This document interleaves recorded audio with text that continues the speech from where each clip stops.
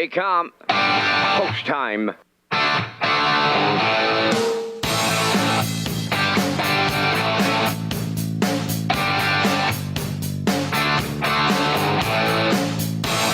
Deep stretch now. Shut the camera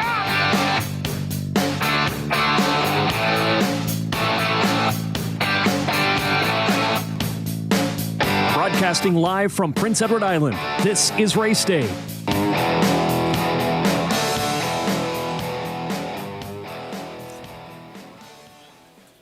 Well, it's a pretty nice day for early November here in Charlottetown. It's about 7 degrees.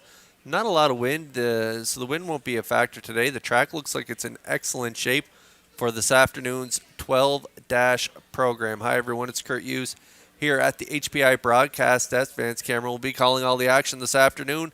Our feature race comes up in race 11. Mantario has the pole position in there for Jason Hughes. Island Beach Boy will lead from post 2 with Adam Murner. Stashed away as post 3 for Kenny Murphy. Fern Hill General, post 4 for Kenny Arsenault. Time to Dance, my top pick here this afternoon for Mark Campbell. He's been on a roll lately. And Roll with Hottie Toddy and Miles Heffernan round out this talented field of 6. More on Time to Dance in just a few minutes. But for today's program and equipment changes, we're going to send it upstairs right now to the man that's going to call all the action, Mr. Vance Cameron. Thank you, Kurt, and good afternoon, ladies and gentlemen, and welcome to the Redshores Racetrack and Casino at the Charlottetown Driving Park for today's racing program, event number 60 of the meeting. Fast track conditions, 7 degrees Celsius the temperature at this time in Charlottetown. The track condition is rated by the officiating members from the Atlantic Provinces Harness Racing Commission. Today, the senior judge, Mr. Kent Butler. The associate judges are Mr. Ronnie Hennessy and Mr. Gary Devine. Now here are the afternoon's program and equipment changes. In the first race, number 2, Charlie DuPont, going from blinkers to blind bridle. 1 MD's Girl raced here at Charlottetown on Thursday. Good track, 1 second variance, going on the rail and finished second. Was race time 2 minutes 1/5, driven by Keith Ford. Number 6, I Can Do It, raced on the same program, scoring from post 5 and finished 5th. Was race time 2 minutes 4/5, and driven by Mark Campbell. Turning over to race number 2, a division of the Joe McRae Memorial. Scratch number 2, St. Lad Skip. In the second race, scratch number 2, St. Lad Skip. Turning over to race number 3, the 3-entry Heather's Pet has the chart line.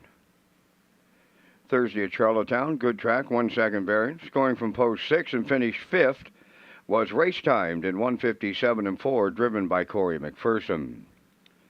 Number 5, Kay's Rider on the same program, scoring from post 3 and finished 7th.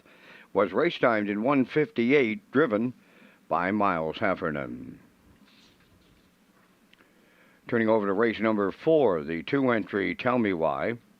Chart line from that Thursday night at Charlottetown, good track, 1 second variance, going from post 4 and finished 4th. Was race time 2 minutes 2/5, driven by Kenny Murphy. Next change, we'll go to race number 6. In the 6th race, scratch number 6, Dividend Day, he will not go. Race 6, scratch number 6, Dividend Day. 5, J.J. Kinley has a chart line from Thursday at Charlottetown on that good track with a second variance, going from post 7 and finished 7th. Was race timed in 2:02, driven by Vaughn Doyle. Turning over to race number 7. 3, Sports Icon on that Thursday night here at Charlottetown, scoring from post 6, finished 6th. Race time 1:59 and 4, driven by Patrick Shepard. And the 4, Mrs. Dragonfire on the same program, scoring from post 8, finished 5th. Was race time 1:59 and 4, driven by David Dowling. Also in race number 7, the 5-entry I'm a Miracle has an equipment change. It's going from blind to open, removing the jawbreaker, the birch bit, adding a cheek roll outside, a Murphy blind inside, and a chin chain, and also adding pull-out earplugs. That's going to wrap up the changes at this time in the afternoon's 12-race program. The Parmutual windows are open and selling. There's 20 minutes to the first race, post time at 12:30.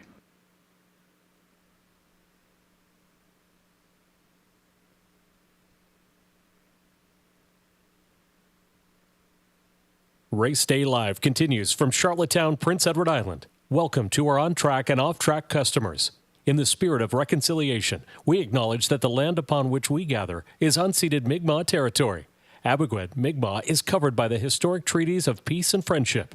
We pay our respects to the indigenous Mi'kmaq people who have occupied this island for over 12,000 years, past, present, and future. Ladies and gentlemen, please rise, if you are able, for the playing of our national anthem.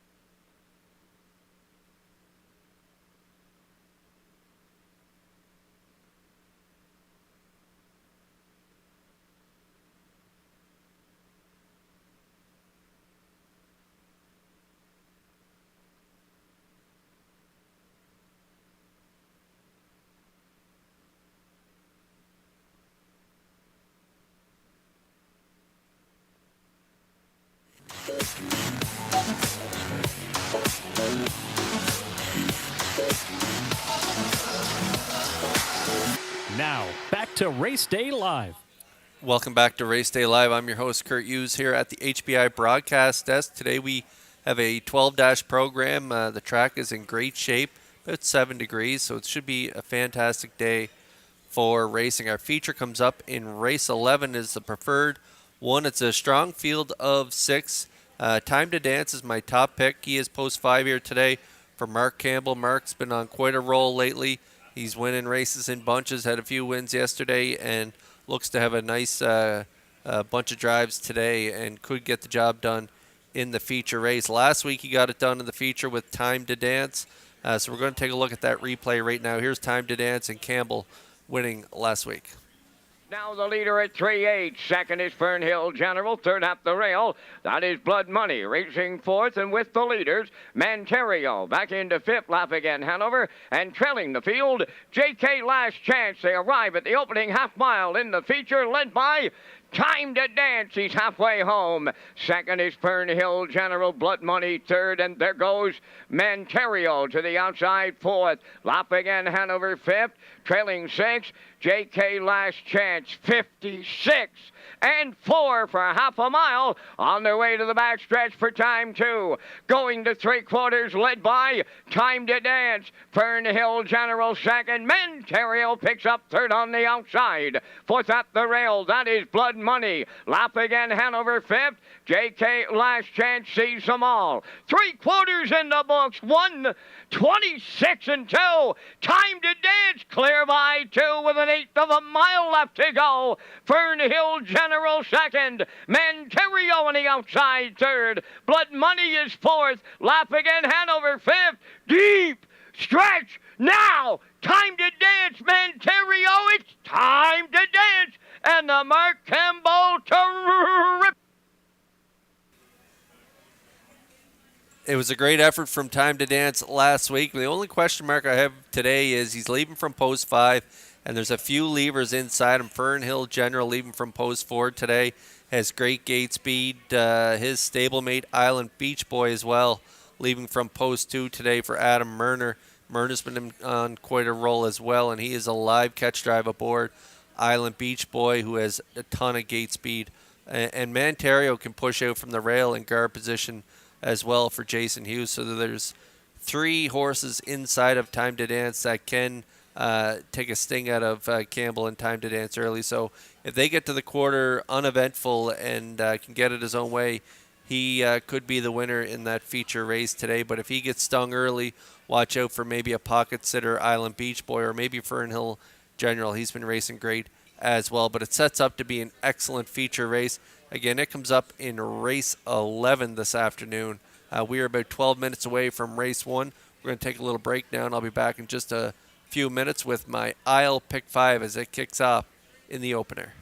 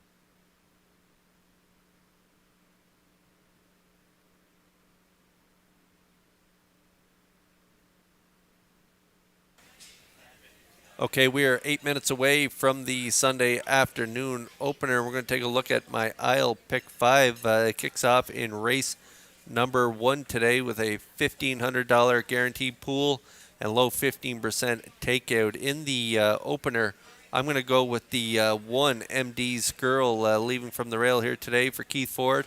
Pretty nice effort last time out on that line to be announced. Had the rail on that day, sat in the 2-hole, finished a really good second in 2 minutes 1/5, closing quarter 29-1 for Keith Ford. Also in that race, I Can't Do It has a line to be announced, leaving from post 6, left from post 5 just the other night, and ended up finishing 5th in 2 minutes 4/5, closing quarter 29-2. Mark Campbell was the driver on that day. So in the opener, I'm going to go with the 1 MD's Girl, and then in race 2, I'm going to go with the 5 Lock Her Up. Raced well last week for Kenny Arsenault in the start from the rail. Finished a really good third in 59-2.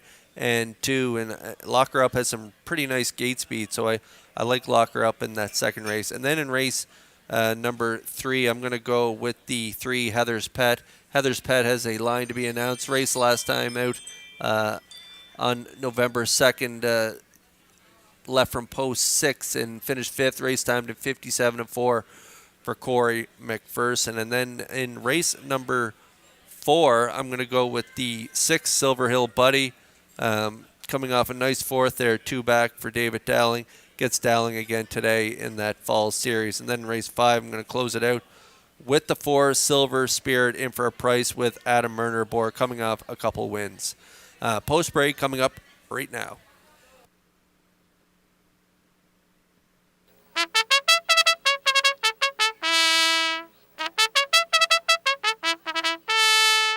The afternoon's first race on the track for Post Parade. Number 1 is MD's Girl, owned by Gordon, David, Douglas Neal, and Keith Ford. Keith trains and drives.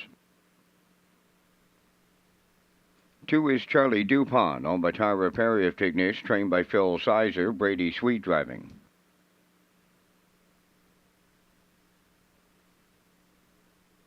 3 is Rocky Road Slim Jim, owned and trained by Robert Phillips of Lose Route 204, Kenny Murphy up. She's Rockin' Fame, number 4, owned by Mike Arnold of Olds, Alberta, and Amy Lucky from Montague, trained by Mike Dowling and driven by David Dowling. She's a Lover 5 is owned, trained, and driven by Robbie Chappell, Summerside. I Can Do It, number 6, owned by Douglas and David Neal of Charlottetown, trained by Keith Ford, driven by Mark Campbell. J.J. Amelia, number 7, owned by Jared and James Perot of Stratford, trained by Jared Perot, driven by Adam Murner. 5 minutes wagering time on the afternoon's first race. It's the start of the aisle pick 5 with the $1,500 guaranteed pool and the low 15% takeout. Kurt Hughes and the top contenders are coming up next. That's right, Fancy Isle Pick 5 kicks off here in race 1 with that $1,500 guarantee pool, low 15% takeout. We got some changes on today's card and some lines to be announced. MD's Girl leaving from the rail in this race, left from the rail on November 2nd. Had a really good second again in 2 minutes 1/5, closing quarter 29-1. The 2 Charlie Dupont going from blinkers to blind, so making a bridle change on the 2 here. Charlie Dupont, blinkers to blind. And there's also a line to be announced on I Can Do It. Last race on November 2nd. Left from post 5, got away 5th, ended up 5th in 2 minutes 4/5, closing quarter 29-2 for driver Mark Campbell.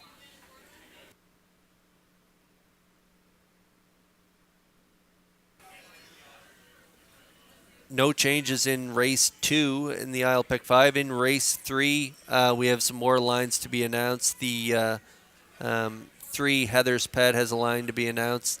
Last race on November 2nd. Left from post 6, got away 5th, ended up 5th. 57-4 was the race time, 29-4 final panel for Heather's Pet. And Kay's Reuter also has a line to be announced. Left from post 3, got away 6, was 7 by 11 at the half, finished 7th by 14 at the wire, 158 flat. Heffernan was in the bike on that day. And then in race 4, we have another line to be announced on the 2 Tell Me Why. Last race on November 2nd. Head post 4, got away 4th, finished 4th in 2 minutes 2/5. Closing quarter 29 flat with Kenny Murphy on board that day at the 351 level. Those are the changes in the first 5 races. So if you're playing the aisle pick 5, keep that in mind. And there is my top play here in the opener. MD's Girl, again, leaving from the rail here today. I'm looking for another forwardly placed trip as she got on November 2nd. Just missed, only finished second by a length and a quarter. So I'm looking for MD's Girl to do one better today and get it done at a nice price at 6-1.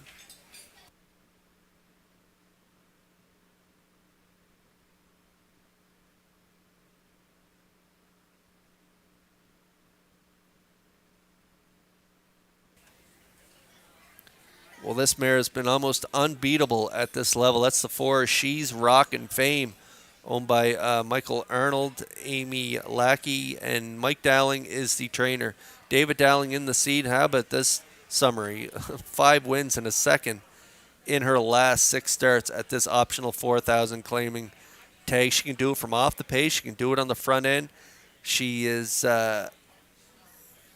tough to get going. Dowling has to work on her some nights, but she knows how to get her nose on the line first. And if you look down her line, she doesn't win by a lot, but she does get it done. Last time out from post 7, off the pace, big 3-wide blast, got it done by a quarter length in 2 minutes 1/5 in Summerside. A winner on the front end, 2 back in 2 minutes 3/5. Closing quarter 30-2 on that day. Post 4 here today. I'm thinking that Dowling's going to be pretty aggressive with her and want to get her up close to the lead. I say they cut it here today. She's going to be tough to beat. 2-5 the chalk right now.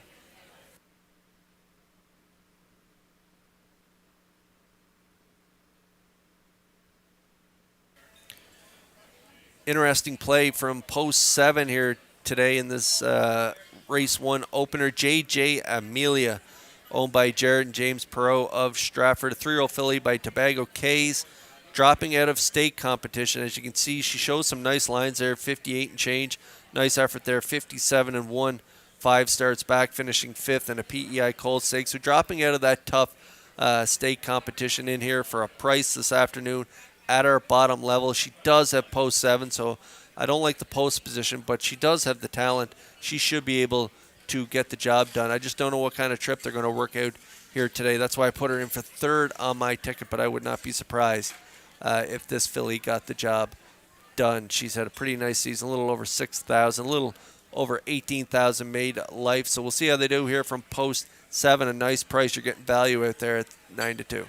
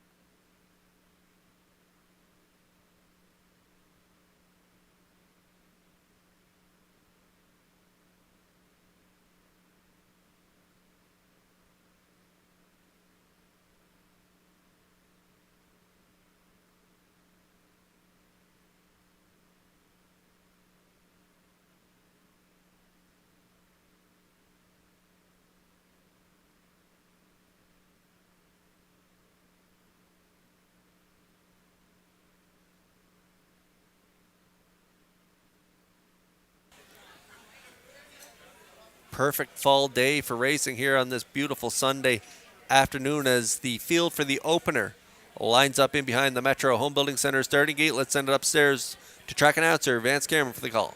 MD's Girl, Charlie DuPont, Rocky Road Slim Jim, She's Rockin' Fame, She's a Lover, I Can Do It, and JJ Amelia, top of the stretch.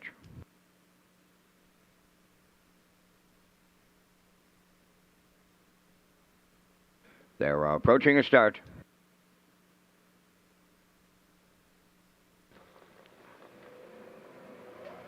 Rough and pacing. She's rocking fame from the middle is leaving out. On the rail, MD's Girl, third into the turn. That's Charlie DuPont racing from fourth as they race round the turn. Little confusion here in the early going as they approach the opening eighth. She's rocking fame is taking over the lead. Second is MD's Girl racing from third. She's a Lover. Now Charlie DuPont settles up fourth. Fifth is I Can Do It. Then it's J.J. Amelia, and trailing the field, that is Rocky Road Slim Jim. So on by the first quarter mile, She's rockin' fame, the 1-9 chalk with Dowling fronting the field off of 30 seconds flat. Opening quarter. MD's Girl races from second. Third on the turn, She's a Lover. Charlie DuPont fourth. On the move in the outside fifth, J.J. Amelia's underway. I Can Do It has sixth. Trailing seventh, Rocky Road Slim Jim. They arrive at the opening half mile next. And on the lead at the midway point, She's a Rockin' Fame. First up on the outside second is J.J. Amelia in the pocket third. MD's Girl, I Can Do It now on the outside is taken over fourth. She's a Lover is fifth. Charlie DuPont sixth. And Rocky Road Slim Jim is seventh. 101 and 2 for a half a mile. They go by the 5-8. She's a Rockin' Fame, the leader. J.J. Amelia, the challenger. MD's Girl is there third. I Can Do It. Fourth on the outside. At the rail, 50, She's a Lover. On the outside, Charlie DuPont, 6. Rocky Road, Slim Jim continuing to trail. 3/4 in the book. She's Rockin' Fame got him there in 1:30 and 4. 29 and 2 in the third quarter. They approach the 7-8. She's Rockin' Fame trying to close it out. J.J. Amelia came early and she's hanging around late. She's second. Third at the rail is MD's Girl. Deep. Stretch now, coming to the wire. She's Rockin' Fame opens it up for David Dowling. Second, I Can Do It rallied up there. We'll need a show photo. 2 minutes, 3/5.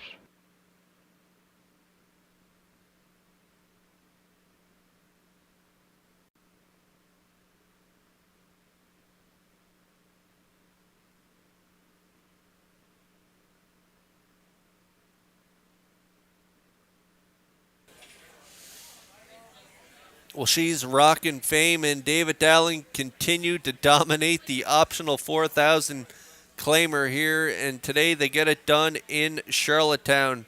After reeling off a couple of wins in a row in Summerside, they make the trek to Charlottetown, and they continue their dominance here on the front end. I thought she'd be on the front, and she was. Dowling put her there and got her nice fractions. 30, 101 and 2, 130 and 4. Got some pressure on the outside from J.J. Amelia, who dropped in for the price here today, first start with Adam Murner aboard. She raced pretty well here today, but She's Rockin' Fame, again, just dominant here on the front end, getting it done. 2 minutes, 3/5. I thought I Can Do It and Campbell, nice rally there from second over to finish second. I believe J.J. Amelia might be third in here. Yeah, they got it posted 4, 6, 7 unofficially here in race 1.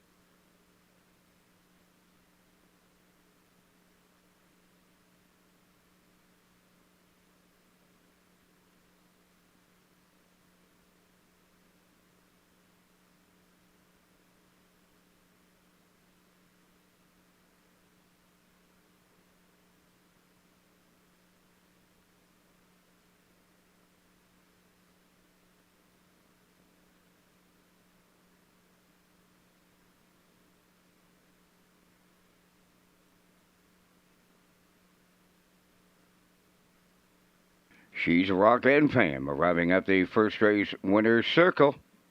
Bay pacing there 4, but he's watching off the Rock and Roll Hannaford M Southern Rock, owned by Mike Arnold of Olds, Alberta, and Amy Lonkey from Montague, bred by Libby Charbonneau of Quebec. Trained by Mike Dowling, driven by David Dowling. 2 minutes, 3/5.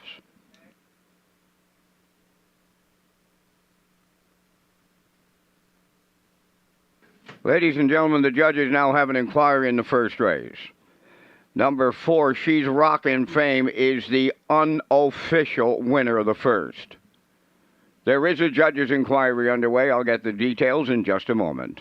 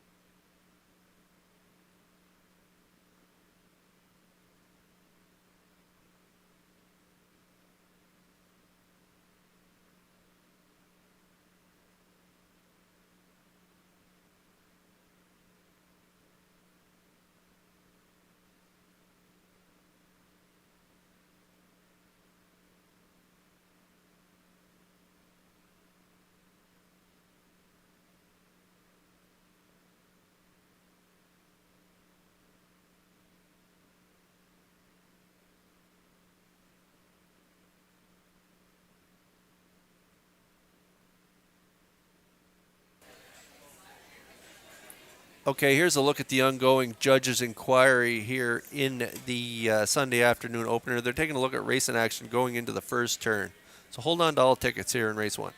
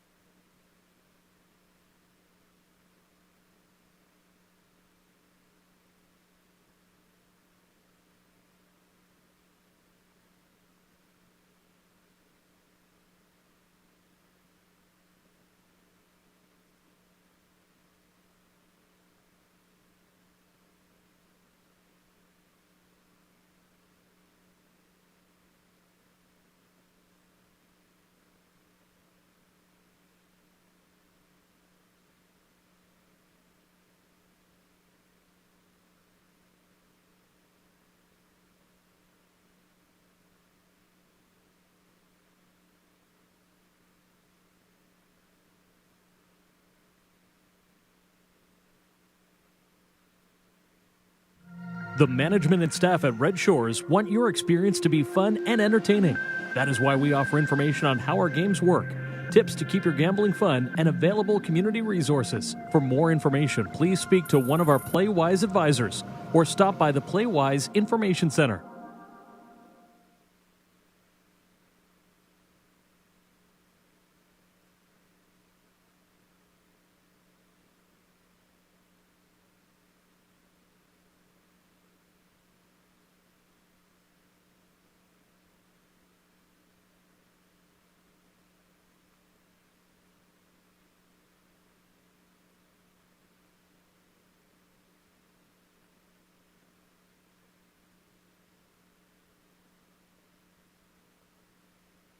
Now the results of the first race judges' inquiry.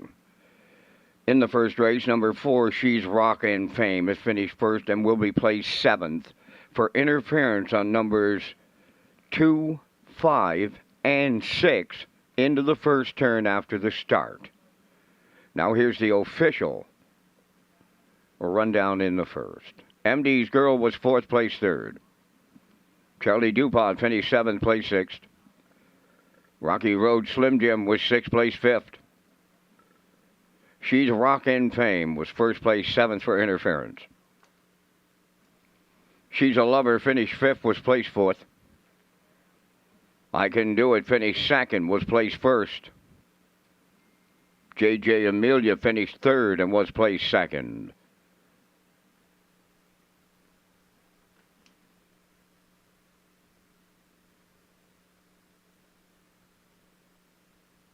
The fractions were 30, 101, and 2, 130 and 4, and now the corrected time will read 201. From the top down, after the placings, it's 3, 6, 5, 7, 4, 1, 2. I Can Do It paid $53.30 to win. The exactor $269.70. Triactor honored the ticket 6-7 all at $1,400, $3.50. Superfecta carryover.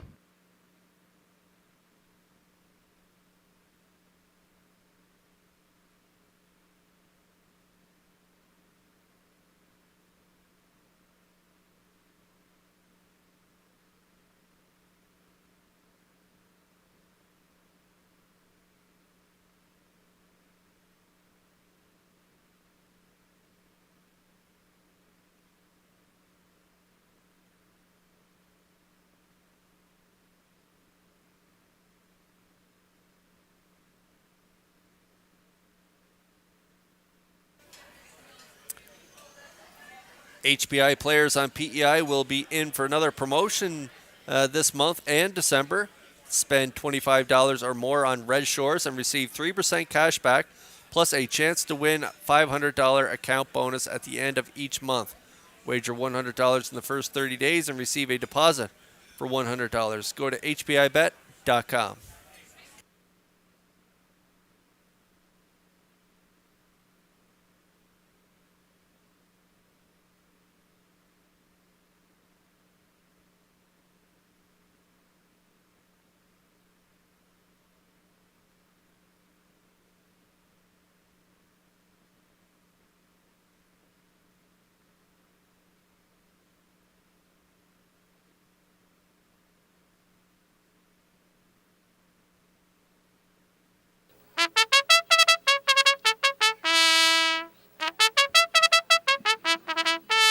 Second race on the track. It's the first division of the Joe McRae Memorial Fall Series. Pineapple Express number 1 is owned and trained by Willie McKay of Albin.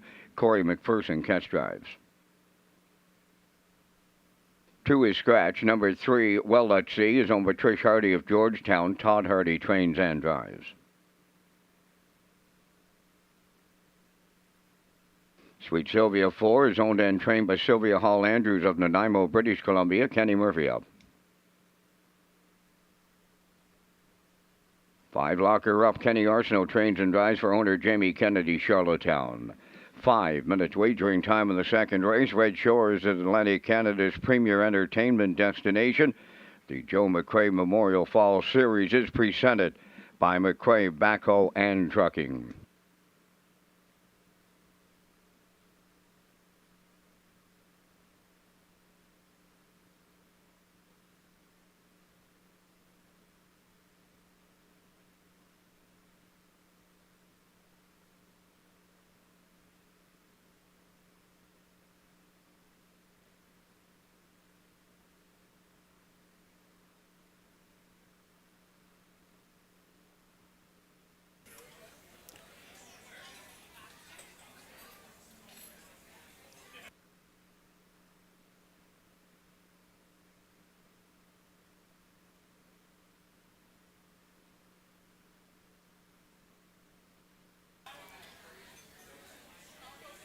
All right, 4 minutes away from post time here for race 2. It is the Joe McRae Memorial Fall Series. Purse $3,000. We are scratched down to a field of 4. The 2 St. Lad's Skip is a late scratch here this afternoon, so scratched down to a field of 4.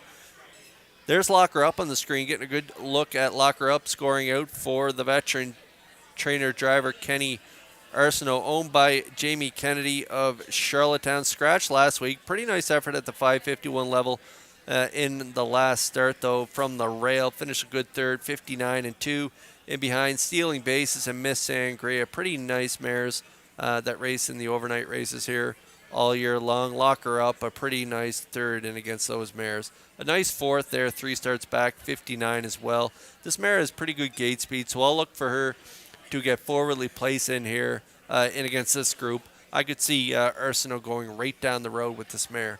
3-1 currently.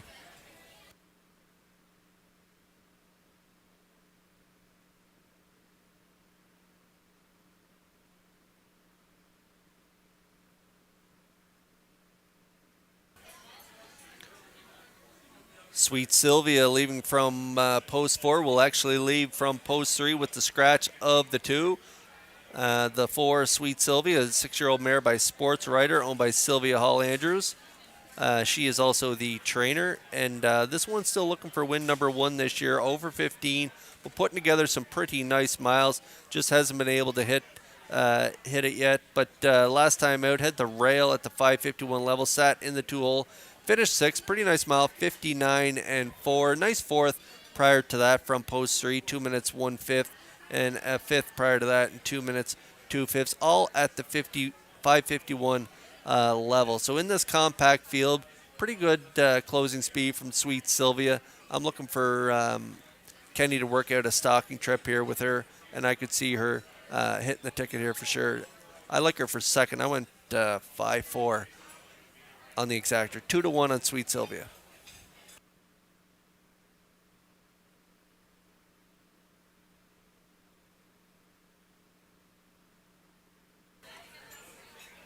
Just down to a minute to go here before post time in this second race. Pineapple Express with the pole position here. Last time out had the rail as well.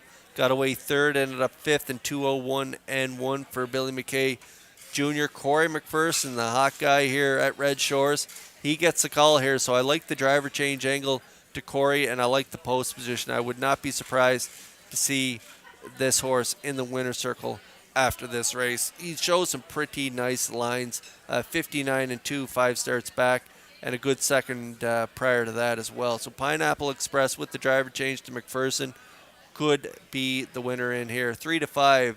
The betting public is on board with the 1, Pineapple Express. We're getting close here in race 2.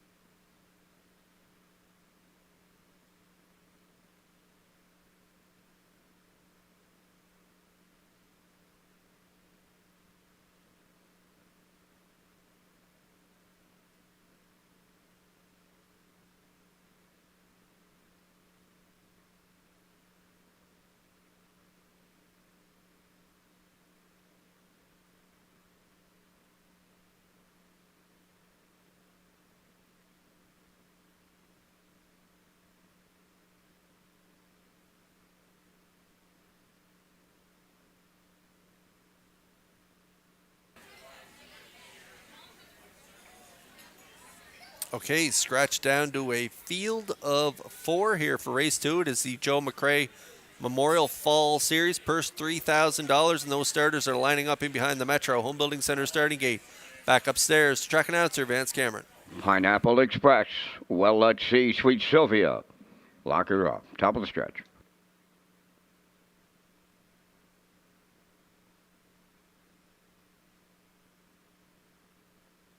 Now approaching a start.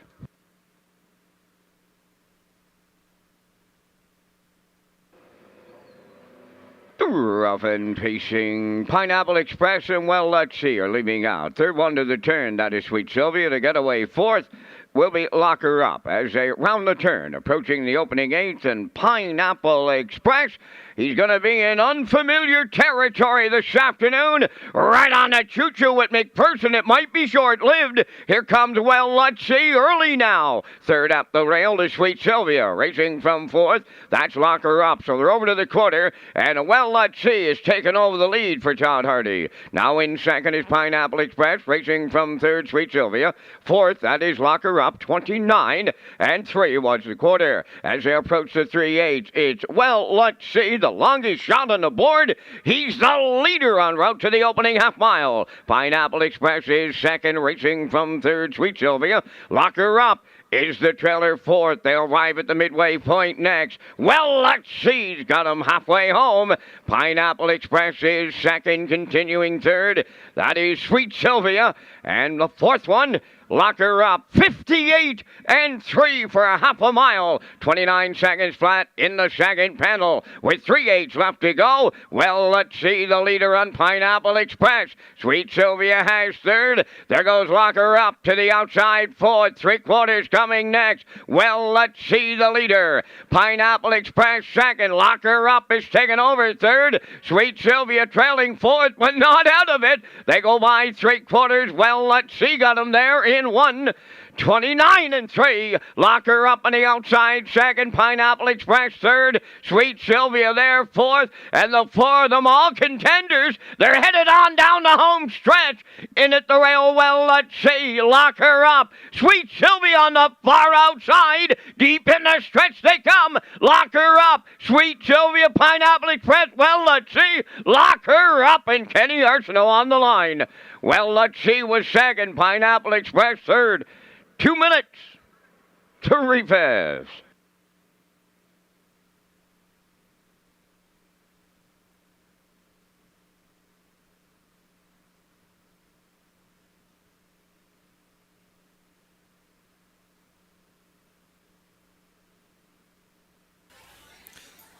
Well, this was a nice off-the-pace style victory for Lock Her Up and Kenny Arsenault. They got away at the back here today, sitting fourth, as Pineapple Express wanted to cut it from McPherson, but Well Let's See and Todd Hardy had different plans. They wanted to cut it as well. They did get to the front, 29 and 3.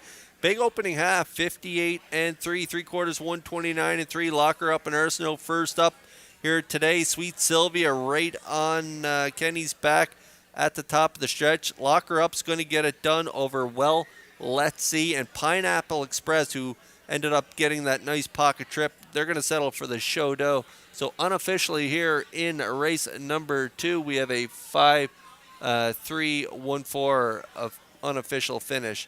Lock Her Up does get it done at even money for Kenny Arsenault. Nice trip, 2 minutes, 3/5, and that's a new season's best for Lock Her Up.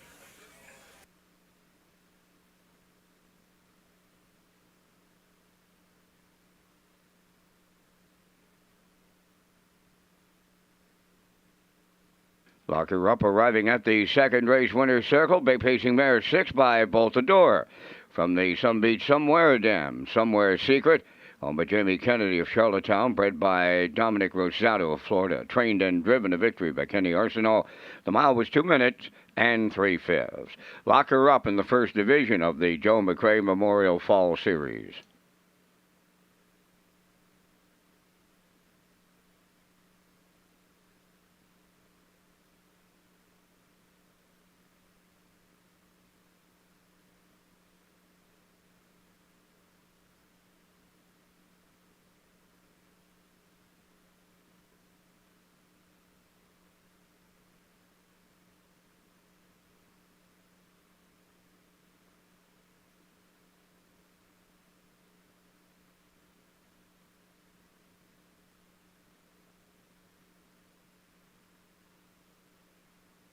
This race replay is brought to you by Windermere Farms. Windermere Farms is excited to add Keystone Velocity, sire of Jugette Winter, You Can Do It Blue Chip, to the 2024 Stallion lineup. He joins Malicious, whose offspring held down the highest sale average of the 2023 Atlantic Classic yearling sale, while siring the top-priced Atlantic Pacing filly and top-priced Atlantic sired yearling stud colt. Also joining the heavy-hitting lineup are Somewhere Fancy, Muscle Through It, and Source of Pride. Windermere Farms is unquestionably where Atlantic Canada's champion stallions call home.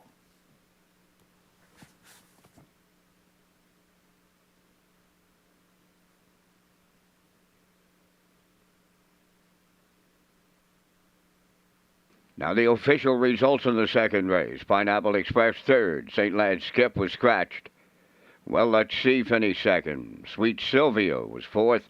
Lock Her Up, the race winner. Fractions 29 and 3, 58 and 3, 129 and 3, and the mile was 2 minutes and 3/5. In review, 3 scratch 2, 4-1. Lock Her Up paid $4.30 to win. The exactor 30.70. The triactor was 43.40. Superfecta 11.68, and the early daily double paid $194.90.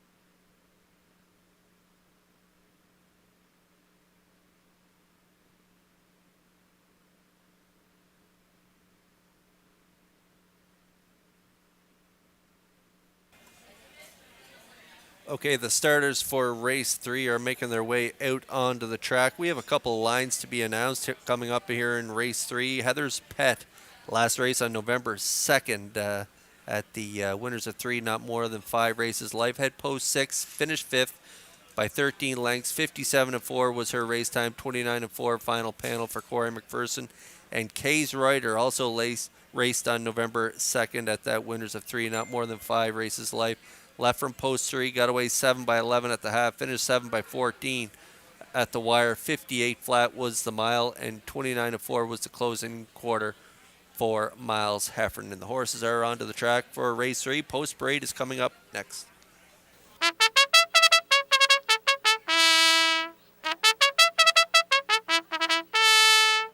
Third race, Post Parade, number 1, Dusty Lane Zara, is owned by Alexis Gass of Cornwall, trained by Ronnie Gass. Today, Kenny Arsenault catch drives.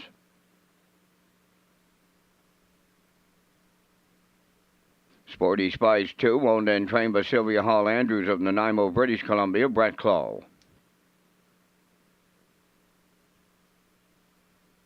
3, Heather's Pet, Corey McPherson driving for owner-trainer Neil Bambrick, Charlottetown.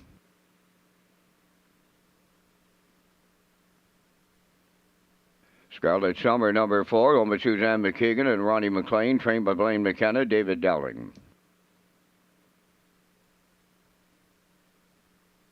5K's rider, owned by Todd Walsh, Lance Jones, Sean McAdam, and Donnie McFadden, trained by Todd Walsh, Miles Heffernan drives.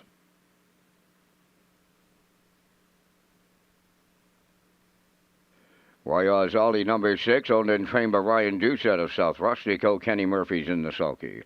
4 minutes wagering time on the third race. An evening at Red Shores celebrating the O'Brien Awards is Friday, February 2nd with live racing, the return of the Island Kitchen Party, and sponsorship packages which includes tickets to the O'Brien Awards for Saturday, February 3rd. 2 great nights, 1 great price. Contact Lee Drake for more details.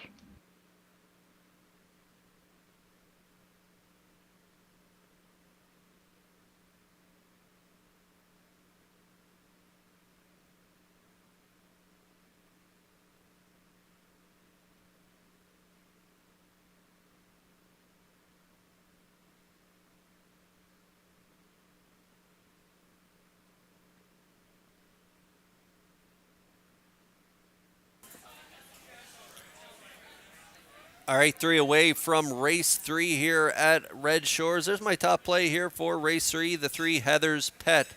Corey McPherson will do the driving here for trainer Neil Bambrick. He's also the owner from Charlottetown, 4-year-old mare by Stonebridge Terror. He's also the breeder, Neil Bambrick, as well. Second by a nose, 2 starts back, 57 flat right there on the card. Closing quarter, 28-4. That was at the winners of 3, not more than 5 races life. The start prior to that was a really nice mile, leaving from post 6, showing some versatility there, racing from off the pace.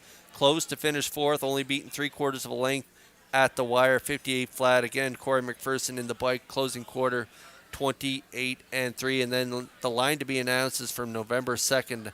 I mentioned there prior to post parade, winners of 3, not more than 5.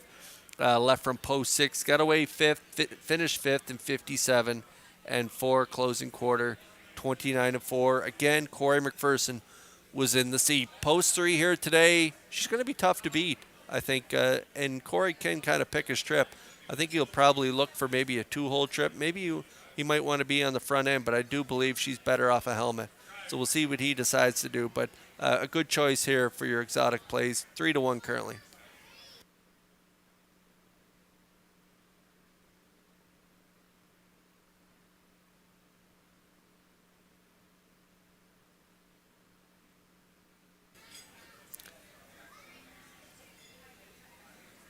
K's Rider, another good option in here, racing at that winners of 3, not more than 5 races life lately, picking up checks. That line to be announced was a 7th place finish by 14 lengths, race time to 58.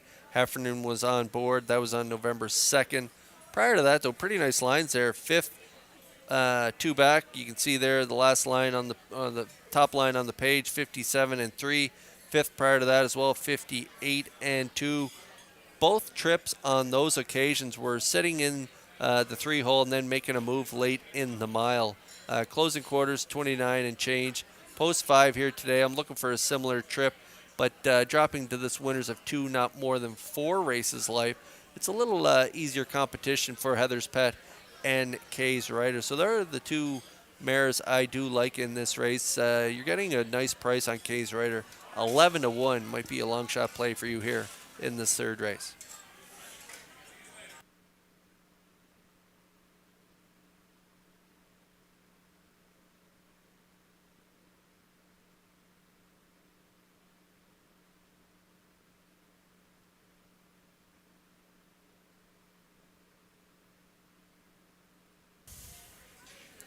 There's the 6, Royas Alley. Ryan Doucette, South Rustico, is the owner, breeder, and trainer. Kenny Murphy, the driver. Brett Clough was in the seat last time out. Nice 3rd place finish, 2 minutes flat. This filly has been knocking on the door in her last 5 starts. She finished 3rd last week. 2nd prior to that, a big 3-wide blast. Just beat a 1/4 length at the wire.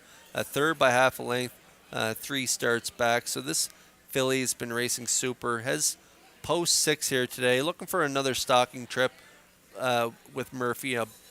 on board here for this afternoon's race. He can work out a great trip. He always has him in position at the top of the stretch, so I'm looking for Roy Azali to play a major role in this third race. 9-5, currently the slight choice on the board.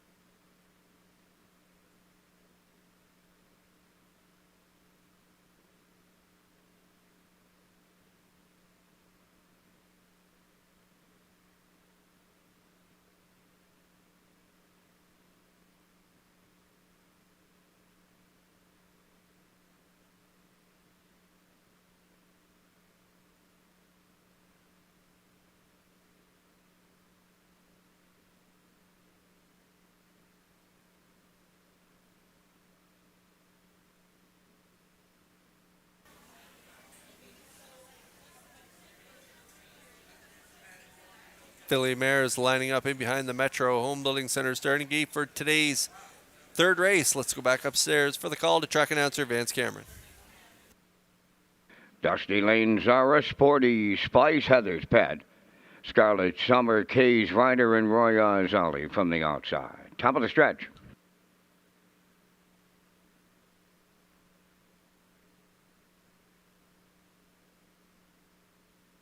Here they come.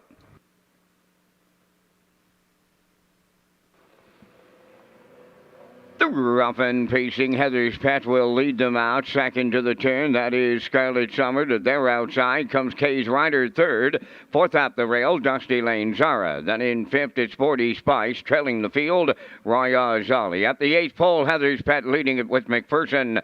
From the outside, Kay's Rider going to keep coming now up second. Third up the rail, that is Scarlet Summer. Well back into fourth is Dusty Lane Zara. Then in fifth, Sporty Spice. Trailing the field, Roy Azali on by the quarter, and Kay's Rider working hard, but has now cleared the lead for Miles Heffernan. The quarter mile time, 28-4.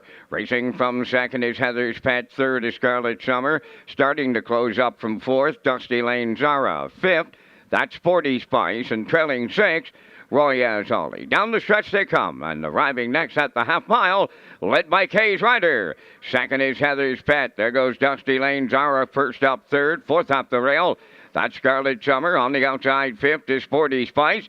On the outside, sixth, Roy Azali, 59-1 was the half mile. Midway into the paddock turn for the second time. Approaching the 5/8, Kay's Rider will get them there. Heather's Pet is second. Dusty Lane Zara from the outside third.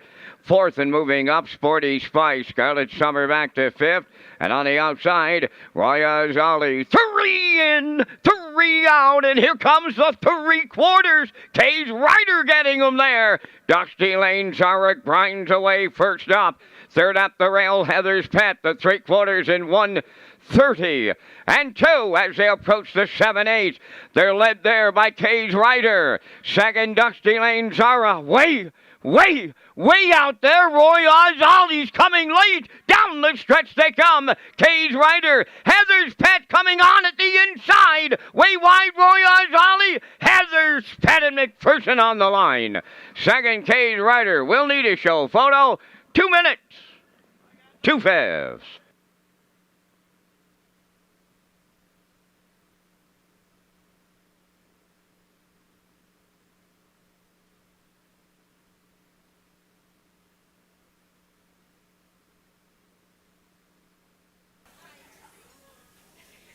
That is tight for third on the line, but this race kind of set up how I thought it would. I thought Heather's Pet and McPherson would bust off the wings here. They do have great gate speed, but she does love that pocket trip, and Corey worked it out perfectly here, releasing Heffernan and Kay's Ryder to the front, and pretty good fractions for this one here today. 28-4, half 59-1. Heather's Pet getting a really nice pocket ride. 3/4, 130-2. McPherson's going to slip up the pass lane with Heather's Pet, and they're going to get it done here down the stretch, getting the win. Kay's Ryder raced well here, stung early on the front, was able to hang on for second.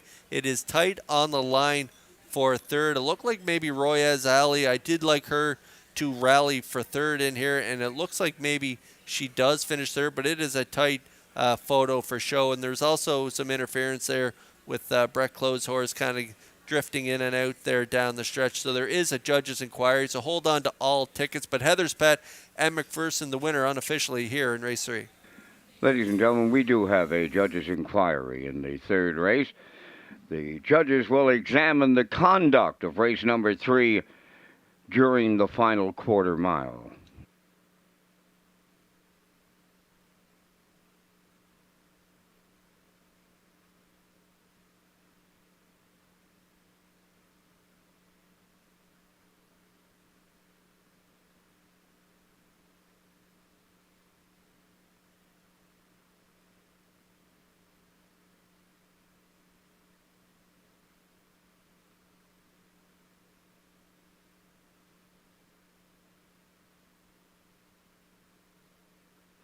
Heather's Pet arriving at the third race winner's circle. Bay Pacing mare, she's 4 by Stonebridge Terror. Off the Artist Cape Dam, White Sand Artist. A homebred of Neil Bambick of Charlottetown. Neil does the training. Corey McPherson picks up the drive. The mare will get her 5th lifetime victory today, and it's a new record. 2 minutes, 2/5. Heather's Pet in the third. Ladies and gentlemen, in the third race, number 4, Scarlet Summer, and number 6, Royaz Ali. They finished third in the dead heat.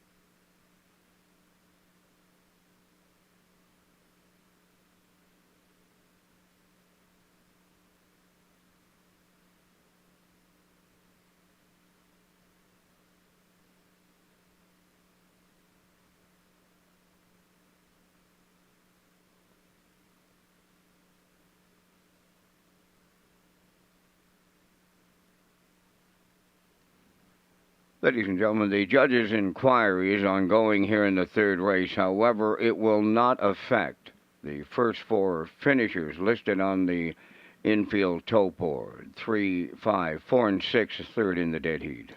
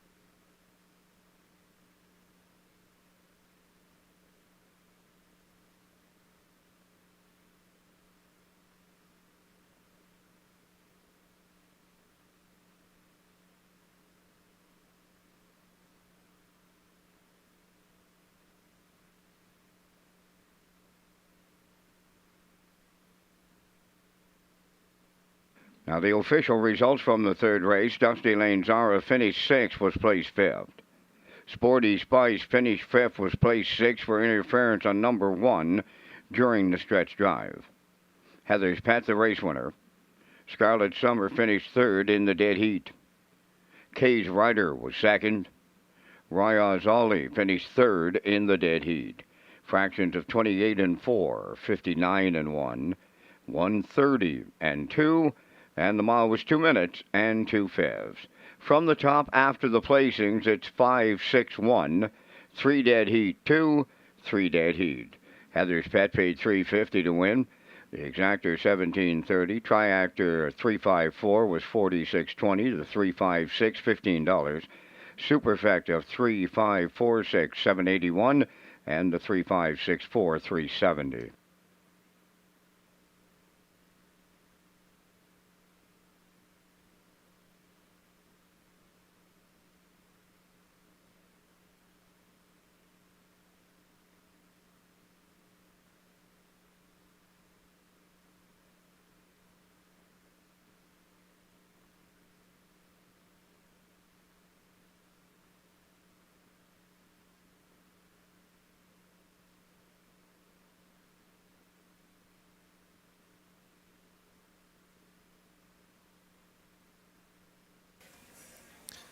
Okay, this right around the corner, the PEI Matinee Banquet coming up November 15th at Redshores, Charlottetown. And to reserve tickets, contact Julie Jameson at 902-569-1682, and the doors open at 6 p.m.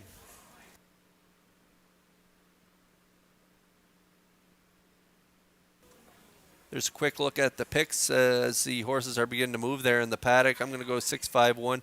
Post time picks like 5-6-3, and the classifier's choice is 5-6-1. We got a line to be announced on the 2 Tell Me Why last race on November 2nd at the non-winners at 3:51 last 5. Left from post 4, got away 4th and finished 4th. In 2 minutes, 2/5 was the chart up mile. Closing quarter, 29 flat. Kenny Murphy was in the bike on that day. And the horses are onto the track, so the post parade is coming up right now.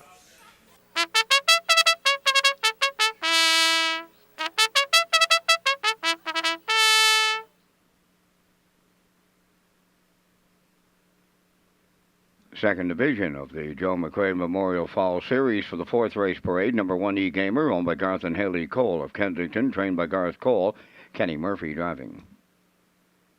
Tell Me Why, number 2, is owned by Joe McDonald up at Alvin, and Alexis Gas of Cornwall. Joe does the training today. Kenny Arsenault drives. 3 is Arnold the Paperboy. Corey McPherson's in the driver's seat for owner-trainer Willie McCabe at Alvin. Buddies and Virgins, number 4, owned by Ryan and Daryl Neal of Winslow. Daryl trains and drives.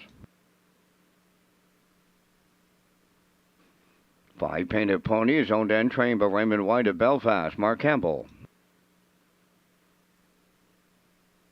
6 is Silver Hill Buddy, owned by Joanne McRae, David Myers, and Gwyneth McGuirk, trained by David Myers and driven by David Dowling. 4 minutes wagering time in the 4th race. Red Shores is Atlantic Canada's premier entertainment destination. The Joe McRae Memorial Fall Series is presented by McRae Backhoe and Trucking.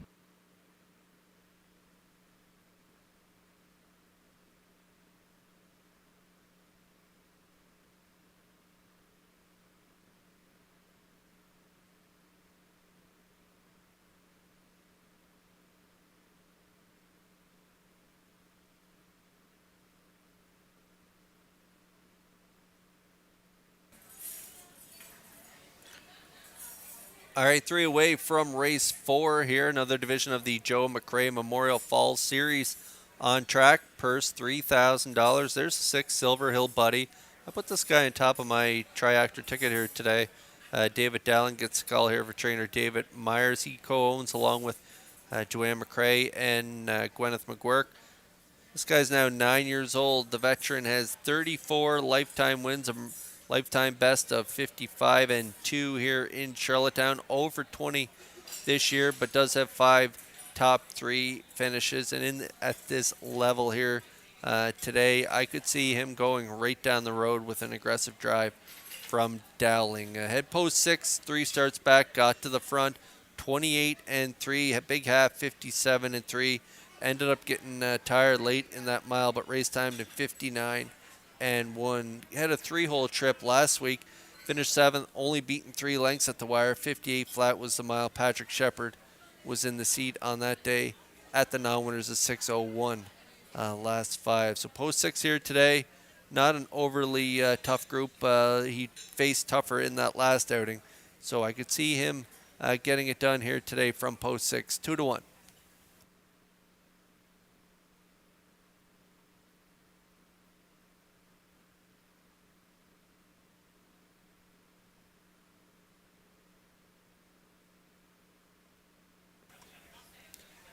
There's a look at the show photo from the last race, the dead heat between the 4 and 6. You don't get a dead heat too often, so there is a look at the show photo again for race 3.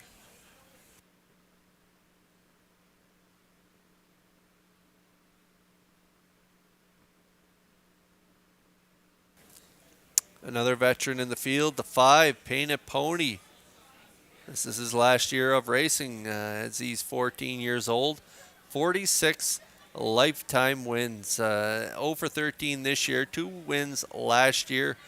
Pretty nice efforts though lately. Second last time out from a pocket ride from post 1, 2 minutes flat. Adam Murner in the seat on that day. Mark Campbell's been on fire lately, and he gets the call here today. He is a morning line choice, trained and owned by Raymond White of Belfast. On the front end, 3 starts back, gave it up late, finishing 4th, and a pocket ride 2 back, finishing 3rd. So pretty nice efforts in the last 3 for Painted Pony. Could be a major player in here. I like him for a 2nd on my ticket. I like 6-5 exactor. 8-5 on Painted Pony.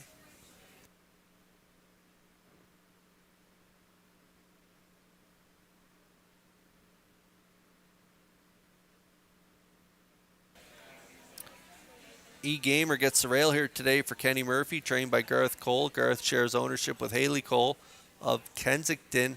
I'm going to throw those last 2 lines out. They weren't very good, 203 and change on both accounts. Prior to that, how about those lines? 58 all the way down the page. Pretty nice efforts there. 3rd start back in Summerside, 4th by 2 1/4 and 58 flat. He does that here today. He could land in the winner's circle. A one-time winner this year from 22 starts, a mark of 58 this summer taken at Summerside. So we'll see if he can bounce back here today off those last 2 subpar efforts. And if you look at the lines prior to that, like I said, pretty decent efforts. 5-2, a nice price from the rail on E-Gamer.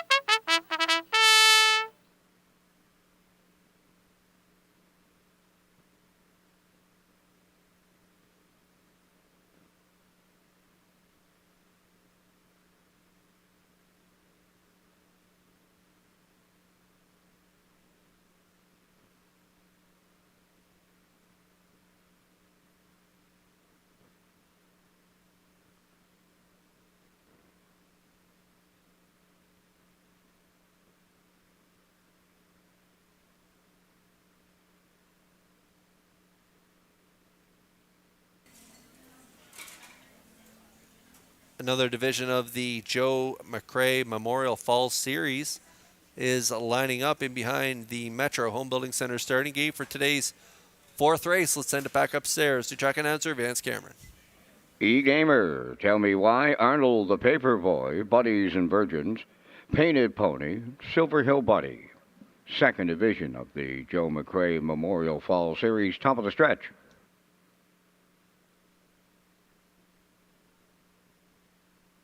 Here they come.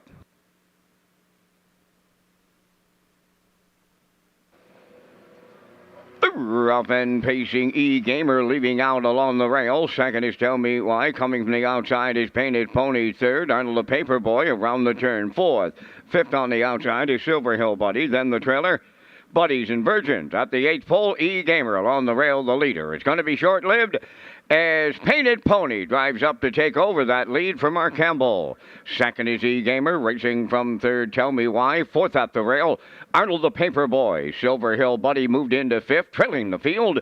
That's Buddies and Virgins on by the first quarter mile in 28 and 2. And the 14-year-old Painted Pony leading at 3/8. E-Gamer is 2nd, Tell Me Why comes out of the turn 3rd. 4th, that's Arnold the Paperboy. Then in 5th, that's Silver Hill Buddy. Trailing 6th, Buddies and Virgins. Straight alignment at the midway point. Led by Painted Pony. He's got them halfway home. 2nd at the rail is E-Gamer racing 3rd. Tell Me Why. There goes Arnold the Paperboy. Underway on the outside 4th. Silver Hill Buddy follows him out 5th. And the trailer Buddies and Virgins 58 and 1 was the half mile. Arriving at the 5/8, Painted Pony getting him there. E-Gamer along the rail 2nd. From 3rd on the outside is Arnold the Paperboy. Riding the rail 4th, Tell Me Why. She has nowhere to go. Racing 5th on the outside is Silver Hill Buddy. Buddies and Virgins the trailer with a 1/4 mile left to go. Painted Pony leads it. E-Gamer is there 2nd. Arnold the Paperboy grinding away on the outside 3rd. 3 Quarters up in 1:29 flat. They're down to an 8 to go. Painted Pony looking to see it through. E-Gamer looking for the passing lane. On the outside, Arnold the Paperboy third. Silver Hill Buddy fourth. Deep stretch now. Painted Pony's almost there. Campbell gets the teenager to win. Painted Pony. Second is E-Gamer. Arnold the Paperboy third. 1:59. 2.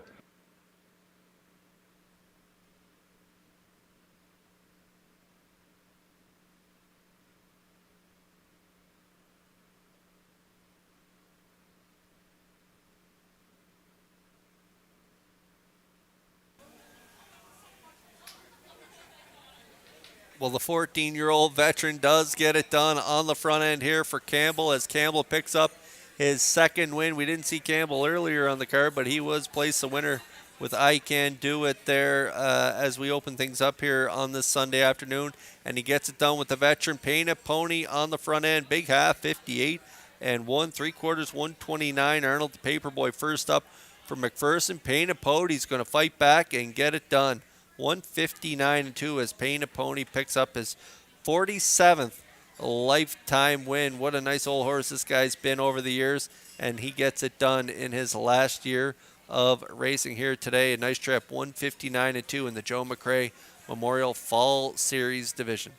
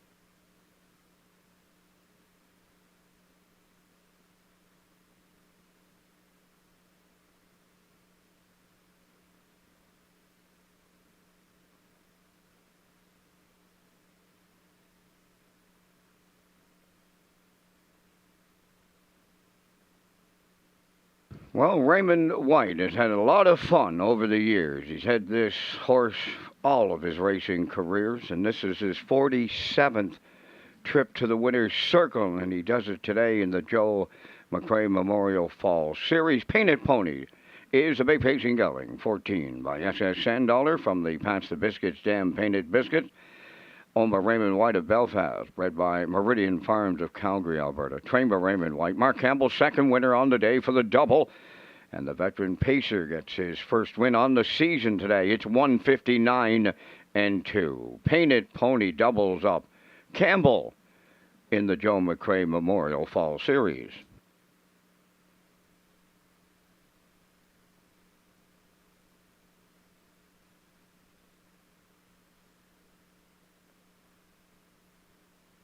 This race replay is brought to you by Sintrack Print and Graphic. Here they come, and it's Sintrack for the win with exceptional print products, exceptional graphic design services, and exceptional value. Sintrack Print and Graphics, 902-892-7719.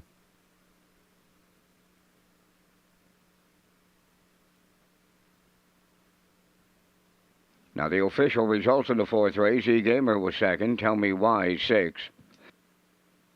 Arnold the Paperboy, third. Buddies and Virgins, fifth. Painted Pony, the race winner.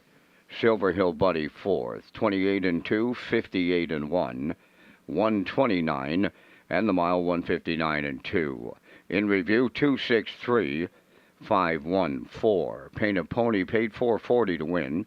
The Exactor $22.10, the Triactor $52, and the Superfecta $13.84.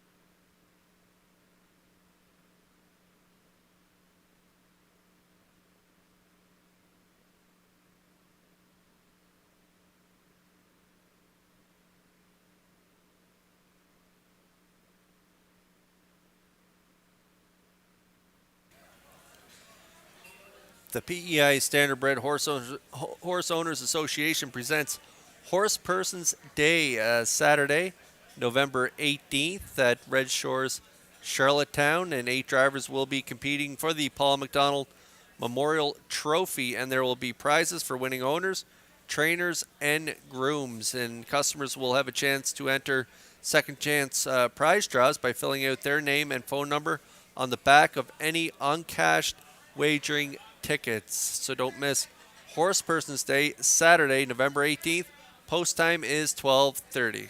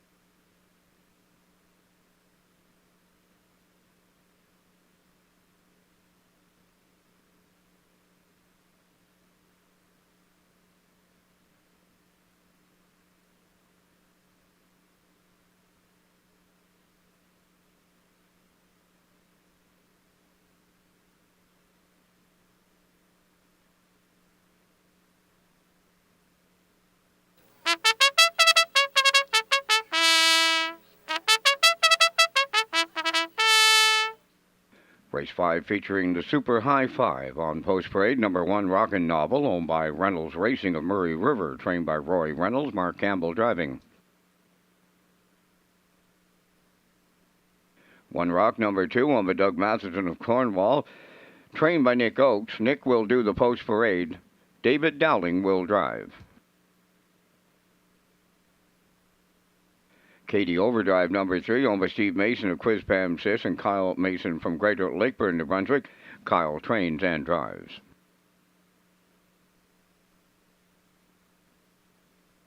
Silver Spirit, number 4, Adam Murder driving for owner-trainer Devin Wallace, Bloomfield. 5 Pictonian Storm is owned and trained by Tammy Collings of Hazelbrook, Brecklow.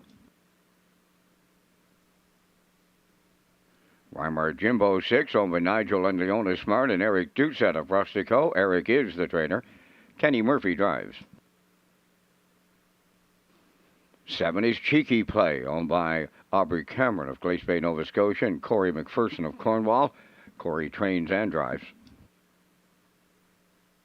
8 is Hunger Pangs, owned by Suzanne McKeegan of Albert Bridge, Nova Scotia, trained by Blaine McKenna, Brady Sweet. 9 Century Invictus, owned by John Collings of Brudenell, trained and driven by Jason Hughes. Only 2 minutes wagering time on race number 5, and Kurt, you and I come up with our selections in the first of 2 super high fives on this Sunday afternoon here at the driving park. And we thank Results Marketing and Advertising for their presentation of the Vance Cam. And in the 5th, I'm going to go to the trailer. That'll be the 9 Century Invictus and Jason Hughes. And now the driver's title is really close, Kurt, up at the top between Campbell and your brother Jason. I'll look for him maybe to retake here in the 5th. I like the 4 Silver Spirit. He's in top form with back-to-back wins. First of all, in the optional 8 claimer, come back in the 10. He's listed as a 10 claimer today. I like him for the dues. Going to go to the 6, Weimar Jimbo for 3rd. I'll use the 3, KD Overdrive. He takes another drop in class. And I'll close it out with the 7, Cheeky Play. I'm going 9, 4, 6, 3, 7, Kurt. Down to you and your choices. I like the 4 to get it done in for the price again today, coming off a couple wins. So I'm going to put the 4, Silver Spirit and Murder on top of my ticket. I do like Century Invictus as well.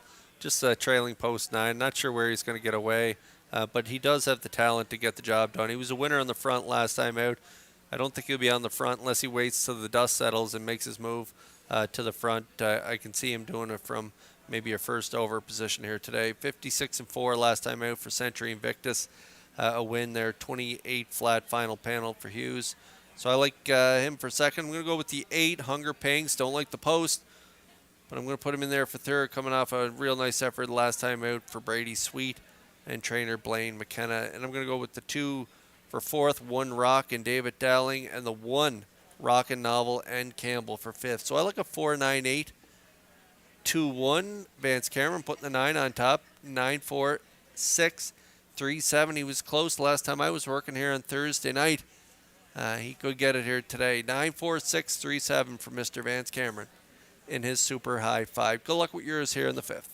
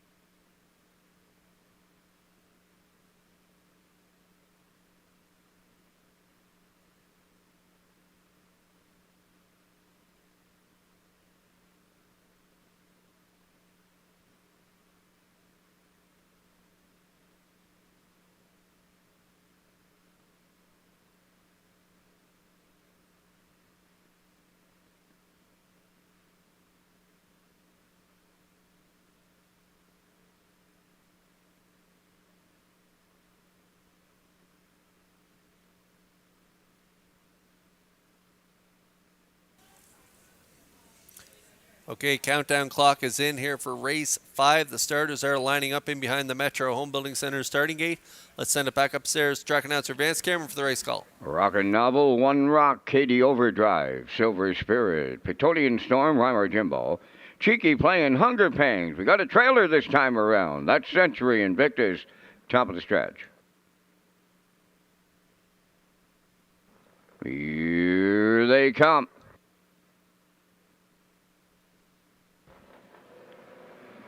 The rough and pacing Rockin' Novel and One Rock leaving out, joining them to the outside. That Silver Spirit towards the rail. Century Invictus is following too. 3 wide Cheeky Play is there early. Then a racing from 5th along the inside. That's KD Overdrive. Racing from 7th at the rail is Pictonian Storm. Hunger Pangs is now 8th and trailing 9th.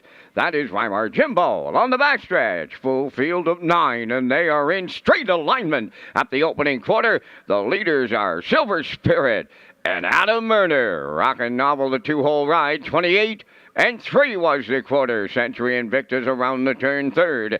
Cheeky Play dropped in 4th. Racing from 5th is One Rock. Then in 6th, it's KD Overdrive. Pictonian Storm is 7th. Hunger Pangs 8th. Weimar Jimbo 9th. And down the stretch they come, arriving up the opening half mile. Silver Spirit gets them halfway home. Rockin' Novel is 2nd. Century Invictus 3rd. Cheeky Play 4th. One Rock has 5th. Moving up 6th is Hunger Pangs. KD Overdrive 7th. Pictonian Storm is 8th. Weimar Jimbo on the outside 9th. 58 seconds flat for a half a mile. Up the backstretch they go to 3/4, led by Silver Spirit. Rockin' Novel is 2nd. There goes Century Invictus now, moving 3rd on the outside. Cheeky Play has 4th. One Rock 5th. Hunger Pangs is 6th. Then it's Weimar Jimbo, KD Overdrive, and the trailer, Pictonian Storm to 3/4 in 1:27 and 1. Shade more than an 1/8 of a mile to go. Silver Spirit up the rail. Century Invictus coming to him now. Rockin' Novel 3rd. 4th is Cheeky Play. Down the stretch they come. Century Invictus takes over late as they come to the wire. Century Invictus and the Blue Knight use. Look like Silver Spirit 2nd. Cheeky Play closing up 3rd. 1:56.2.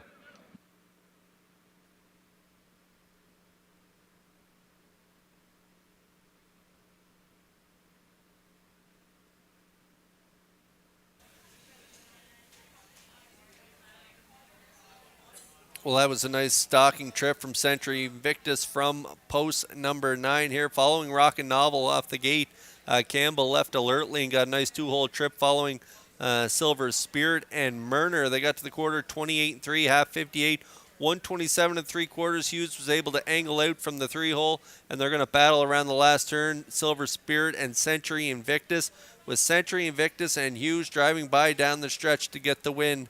Overdue for the Blue Knight. He hasn't been in the winner's circle yet this weekend, and he gets it done here from the 3-hole to the winner's circle. 156 and 2 as Century Invictus goes for back-to-back wins and gets it done here in the Super High 5 in Charlottetown.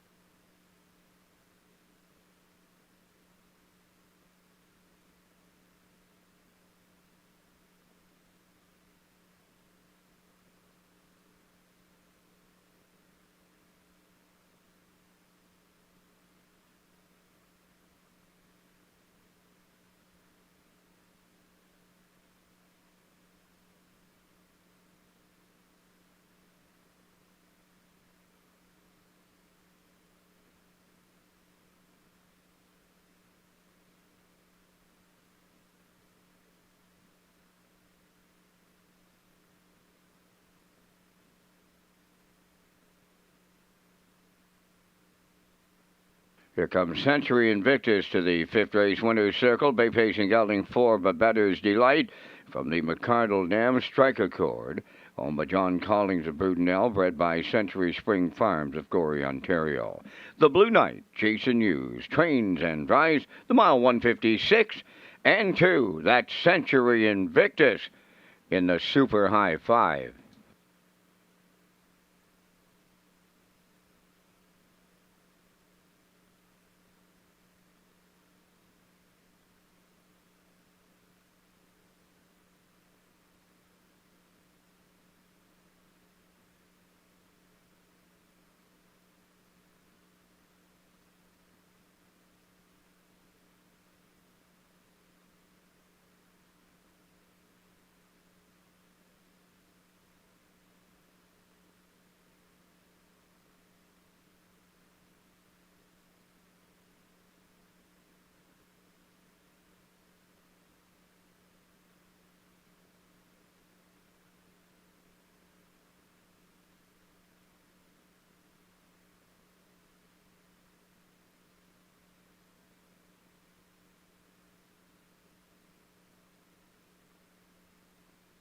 Here's the official results in race 5. Rockin' Novel 4th, One Rock 5th.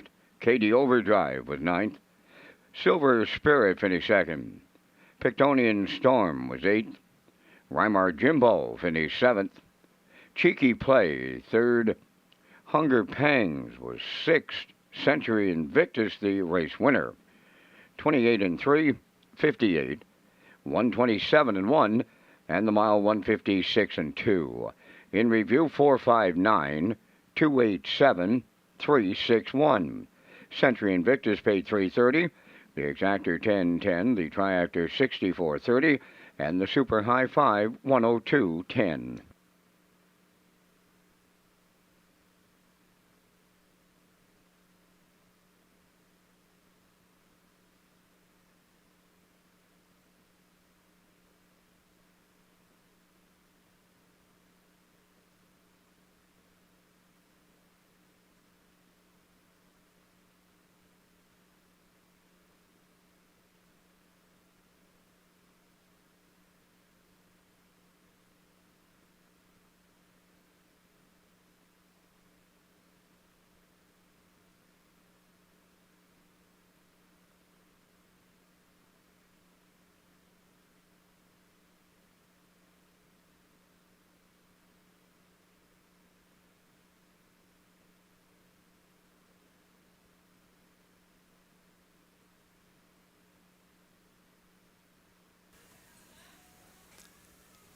That's a nice ticket for that 20-cent Super High 5 with the two favorites there finishing first and second, 102.10. Congrats if you connected there in that Super High 5. I want to tell you about the Stephen McRae Memorial Fall Series. It is for horses and mares aged 5 years and younger who, as of date of declaration, are non-winners of $6,000 in 2023 and who have a minimum of 10 starts on PEI in 2023. Eliminations will be held on Saturday, November 25th for a purse of $3,000 with the consolation for $3,200 and the final for $4,500, both held on Saturday, December 2nd. For more information, go to Redshores.ca or PEIharnessracing.ca.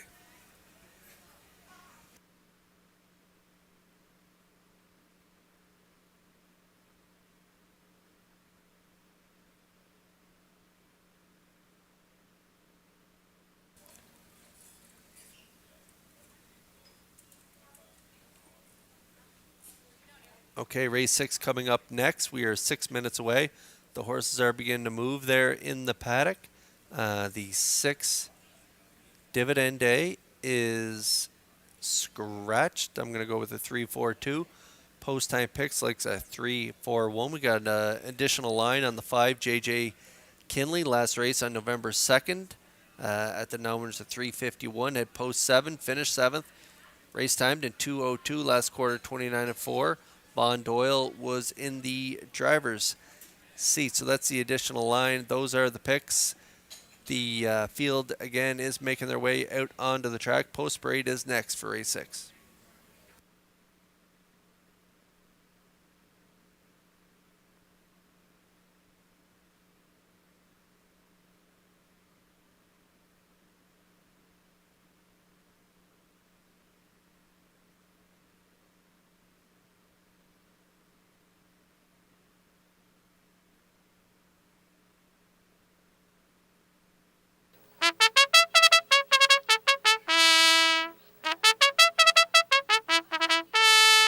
Third division of the Joe McRae Memorial Fall Series on the 6th race post parade. Number 1 is Elm Grove Nancy.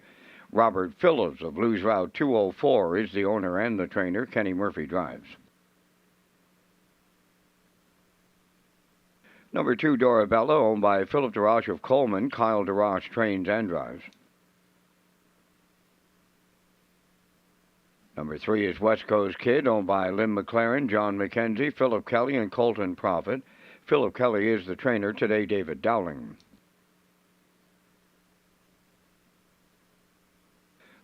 Number 4 is Active End, owned by Michael McDonald of Vernon Bridge and GWR Visser Farm of Orwell. Michael does the training.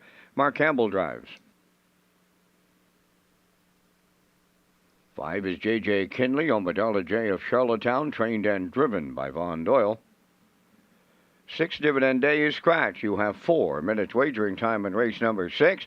It's the start of the on-track pick 5. Players must have their ballots in before the start of this race. The Joe McRae Memorial Falls Series is presented by McRae Backhoe and Trucking. And don't forget to follow Red Shores on the socials. Twitter, which is now X. You can follow Red Shores along with Instagram and Facebook and stay up to date on everything happening at our Red Shores properties.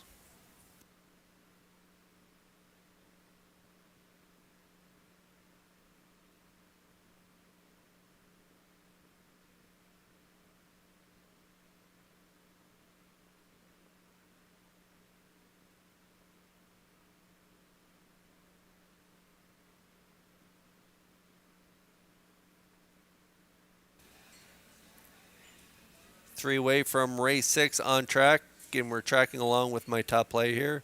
The 3 West Coast Kid coming off a win in his latest at the 601 level for Brody McPhee.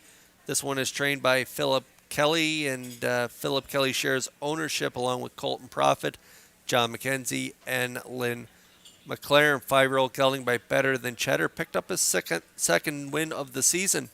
Last week it was from off the pace, head post 5, got away 5th, and rallied to time it perfectly and get the job done by 3/4 of a length on the dropping class. Good 4th prior to that at the 1,051 last 5 level from post 5 2 weeks ago. So West Coast Kid has a really good shot at getting it done. The players are on board with the 3 West Coast Kid and Dowling. 1-2.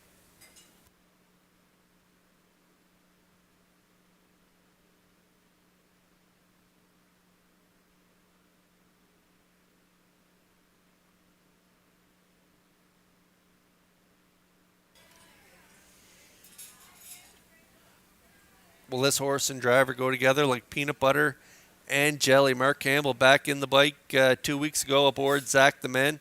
They got the job done on the front, 59 last week. On the front again, collared late by a really nice little horse in JK Express. Nice second though, 59 flat, trained by Michael McDonald. He shares ownership with GWR Visser Farm of Orwell. Zach the Men has a really good shot at getting the job done with a red-hot Mark Campbell from post 4, 8-5.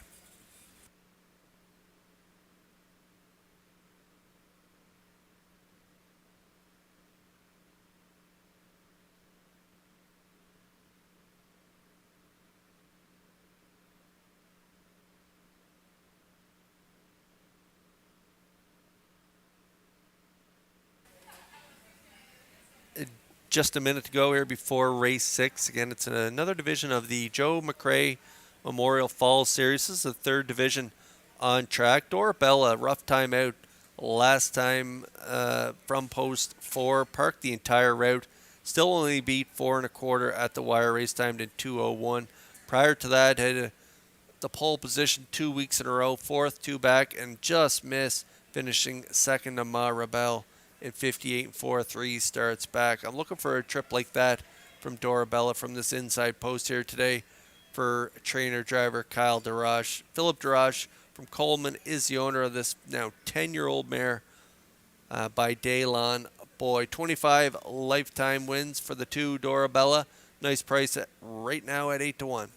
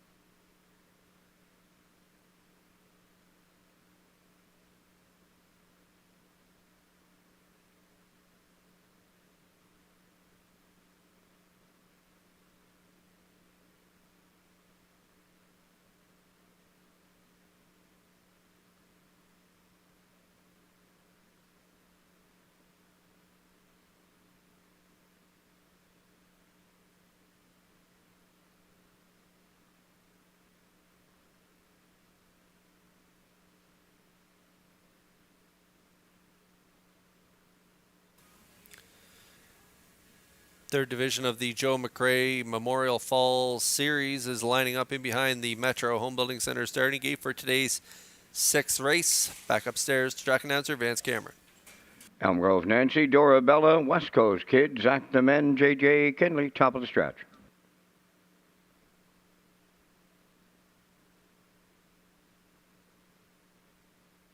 The sixth race all lined up and approaching a start.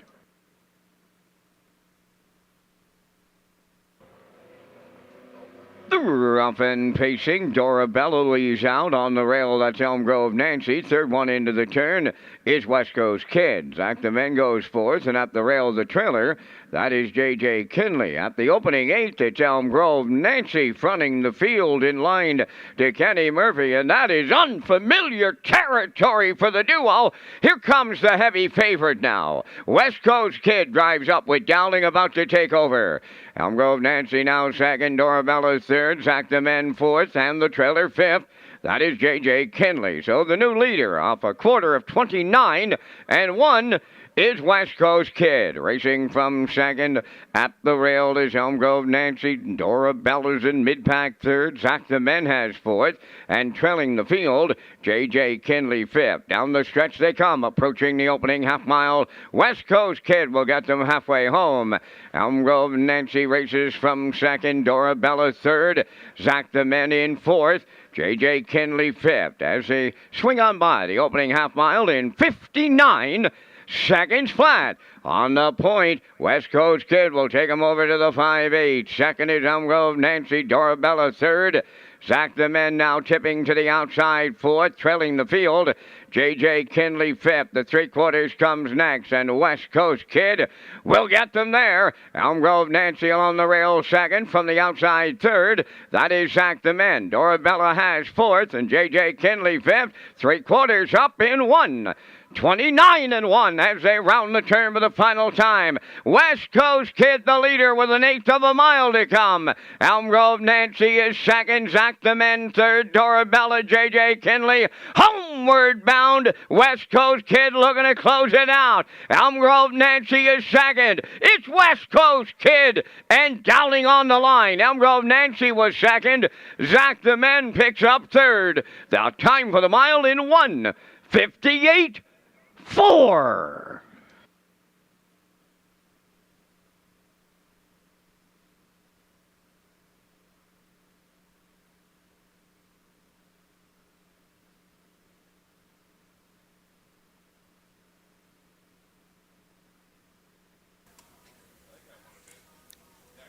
West Coast Kid delivers here as the chalk choice for David Dowling. Put him right on the front where the chalk should be, as Elm Grove Nancy and Murphy left alertly in guard at the rail. Release West Coast Kid to the front, got a nice pocket ride, got rewarded with a nice second place finish here, but West Coast Kid gets it done off fractions at 29 and 1, half 59, 129 and 1. Time of the mile 158 and 4 for West Coast Kid, picking up his third win on the season. Gets it done here today in the Joe McRae Memorial Fall Series, third division.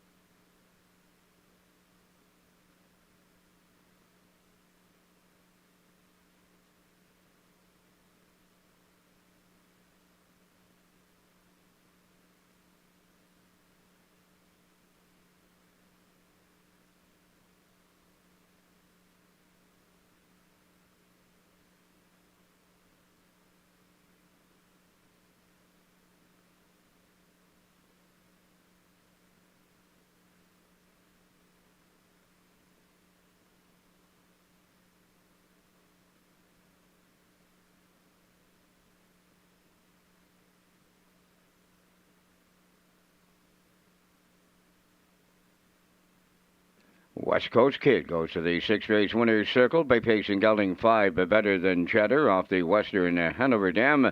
Made West, owned by Lynn McLaren, John McKenzie, Philip Kelly, and Colton Profit. Bred by Winback Farms, Chesapeake City, Maryland. Trained by Philip Kelly and driven to victory by David Dowling.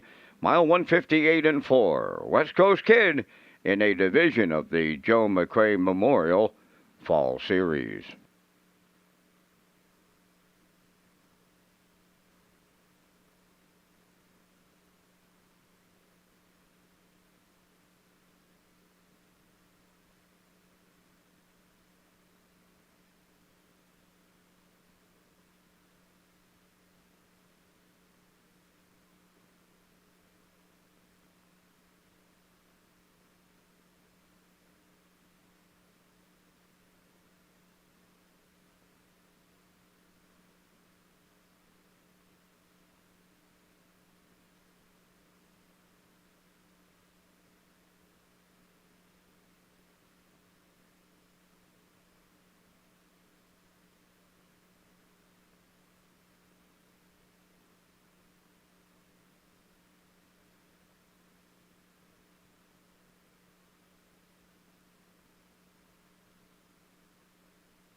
Here's the official results in race 6. Elm Grove Nancy second, Dorabella fifth. West Coast Kid the winner, Zach the Men third. J.J. Kinley fourth. Dividend Day was scratched. Fractions went 29 and 1, 59. 129 and 1, and the mile 158 and 4. In review, 251, 34 scratch. West Coast Kid 230. Exactor $13. Triactor $23.70. And the superfecta was $7.46.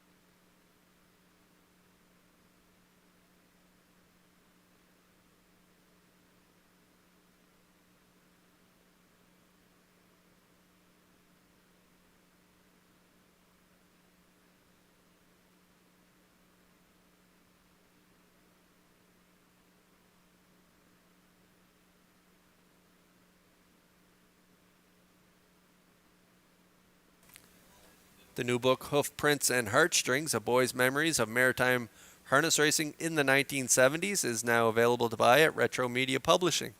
Arthur Russell Henderson takes the reader down memory lane with great stories and photos of a special time in maritime harness racing.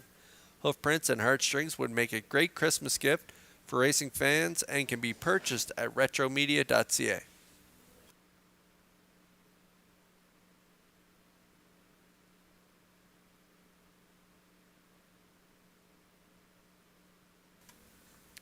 There's a look at the picks for the upcoming 7th race. I'm going to go 634 post-time picks, going with a 631, and classifier's choice is 365. And in the 7th race, we have a couple lines to be announced. The three Sports Icon has a line to be announced on November 2nd at the optional 6,000 claimer. Left from post 6 came first up for Patrick Shepard, finished 6, beaten 2 1/4 and 59 and 4. Closing quarter 30 and 4. And Mrs. Dragonfire leaving from post 4 today. Last race on November 2nd at the now winners of 551. Head post 8, got away 7th at the quarter, sat 7th and finished 5th, only beaten the length and 3/4 at the wire in 159 and 4. Closing quarter 30 flat for driver David Dowling. So those are the lines to be announced and the picks for the upcoming 7th race. The horses are moving in the paddock, and the post parade for race 7 will be coming up next.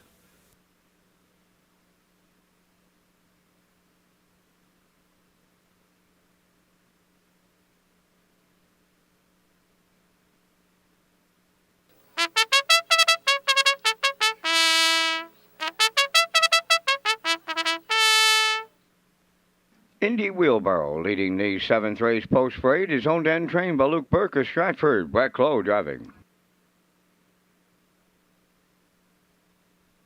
Number 2 is Le'Veon Rose, owned by Leanne Moyer from Summerside. Kyle DeRoche trains and drives. Sports Icon 3, owned by Martin Keffer from Elmwood, Ontario, trained by Kyle Williams. Patrick Shepard drives. 4, Mrs. Dragonfire, owned by Reg Ferguson and Wayne McDonald. Reg does the training and driven by David Dowling. Number 5, I'm a Miracle, is owned by Gary Cave of Halifax, Nova Scotia, trained by Mike Ramsey. Kenny Murphy up. Number 6 is Harlequin Romance, owned by Barry Bigg of Summerside. Taylor Doyle trains and drives. 4 minutes wagering time on race number 7. Back to the broadcast desk and Kurt Hughes with the race day recap presented by Metro Home Building Center.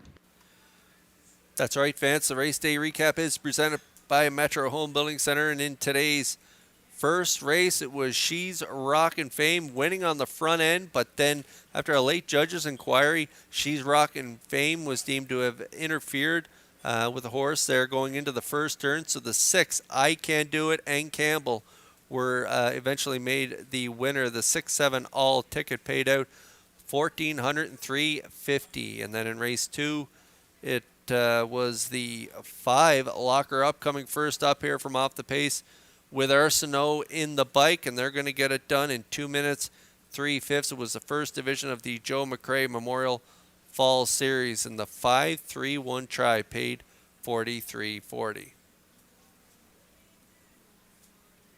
Then in race 3 this afternoon, it was Heather's Pet converting from a pocket trip after they released Kay's Rider to the front, half 59-1, 130-2, time the mile 2 minutes 2/5. Heather's Pet gets it done for McPherson up the inside.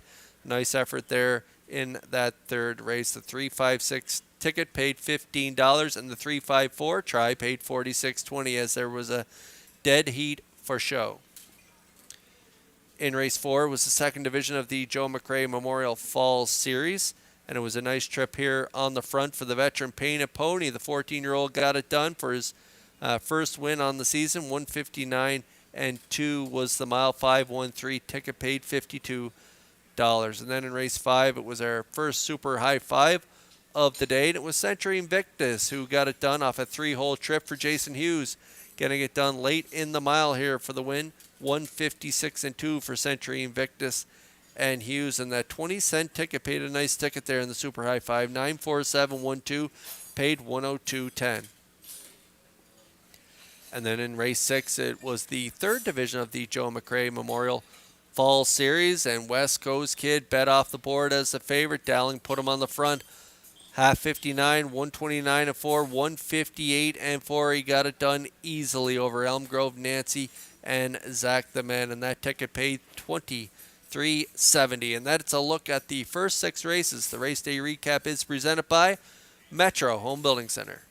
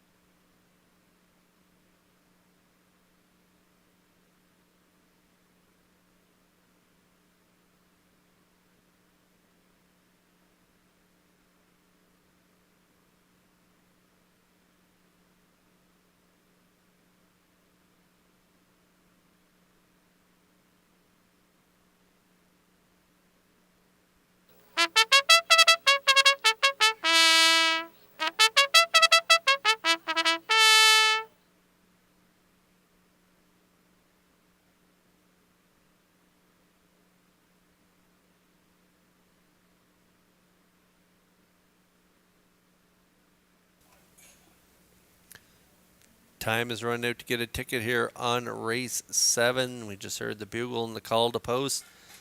Pretty evenly matched field here. 8-5 right now on Indy Wheelbarrow. Leaving from post 1, 9-1. Nice price on Le'Veon Rose. Sports Icon, a favorite as well at 2-1.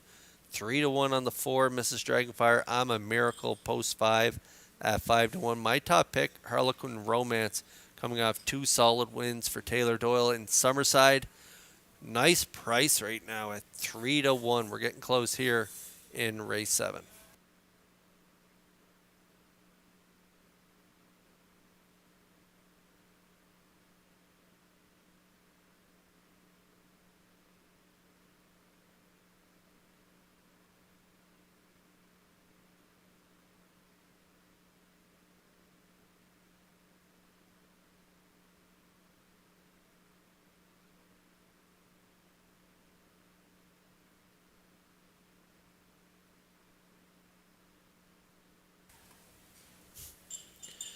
Just had a nice message from Gordy Blanchard. He's tuning in from London, Ontario. Thanks for tuning in. Thanks to everyone who's tuning in here today, watching all the action as we take a look at race 7. The starters are lining up in behind the Metro Home Building Center starting gate. Back upstairs for the call to track announcer Vance Cameron. Indy Wheelbarrow, Le'Veon Rose, Sports Icon, Mrs. Dragonfire, I'm a Miracle, Harlequin Romance, top of the stretch. Approaching a start.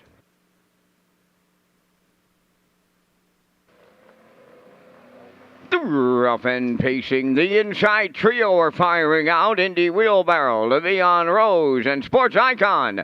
Then the fourth one to round the turn will be Mrs. Dragonfire. Away fifth, I'm a Miracle. And the gapped out trailer, that's Harlequin Romance. Up the backstretch they go.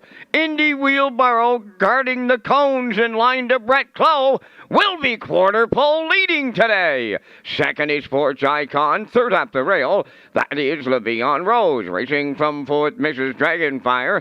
I'm a Miracle goes fifth. Trailing the field, Harlequin Romance. 28-1 was a solid beginning put on the board by Indy Wheelbarrow. She'll take him on by the 3/8 pole. Getting the 2-hole ride is Sports Icon. Out of the turn third, Le'Veon Rose. Racing fourth, Mrs. Dragonfire. I'm a Miracle in fifth. Trailing the field, Harlequin Romance. They're halfway home, led by Indy Wheelbarrow. Racing from second, that's Sports Icon. Back into third, Le'Veon Rose. 57-3 was the rolling opening half mile. Arriving at the 5/8 with Indy Wheelbarrow the leader. Sports Icon goes second, Le'Veon Rose third.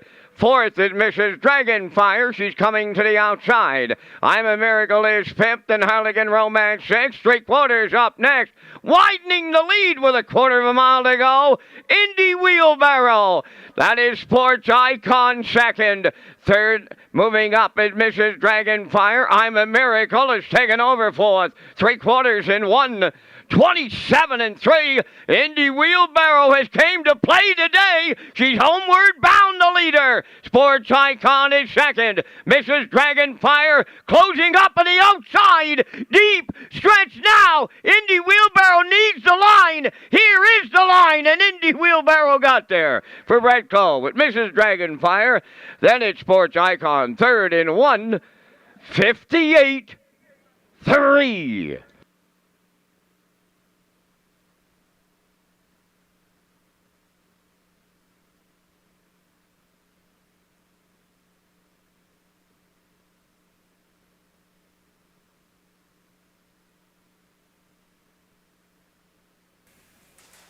Well, that was a great drive by young Brett Clough as he gets it done on the front end. He bottoms him out here with Indy Wheelbarrow.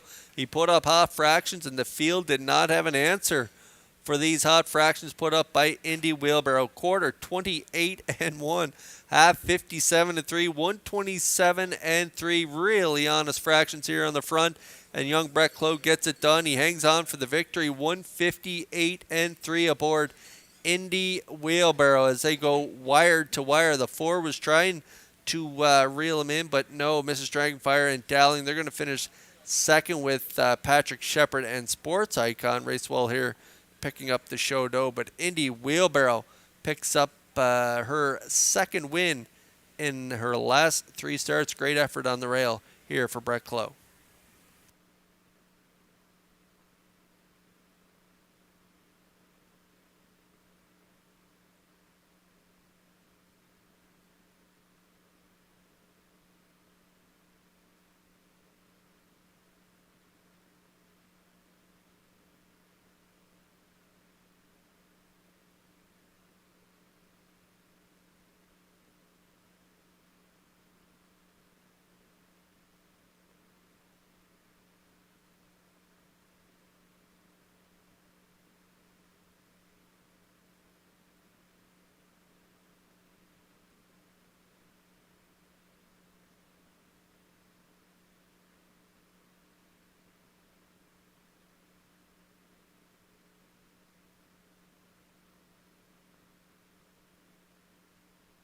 Indy Wheelbarrow in the 7th race winner's circle, pacing Chestnut Mare 10 by Pan Pacific Flight from the All-American Native Dam. Tell Me a Tale.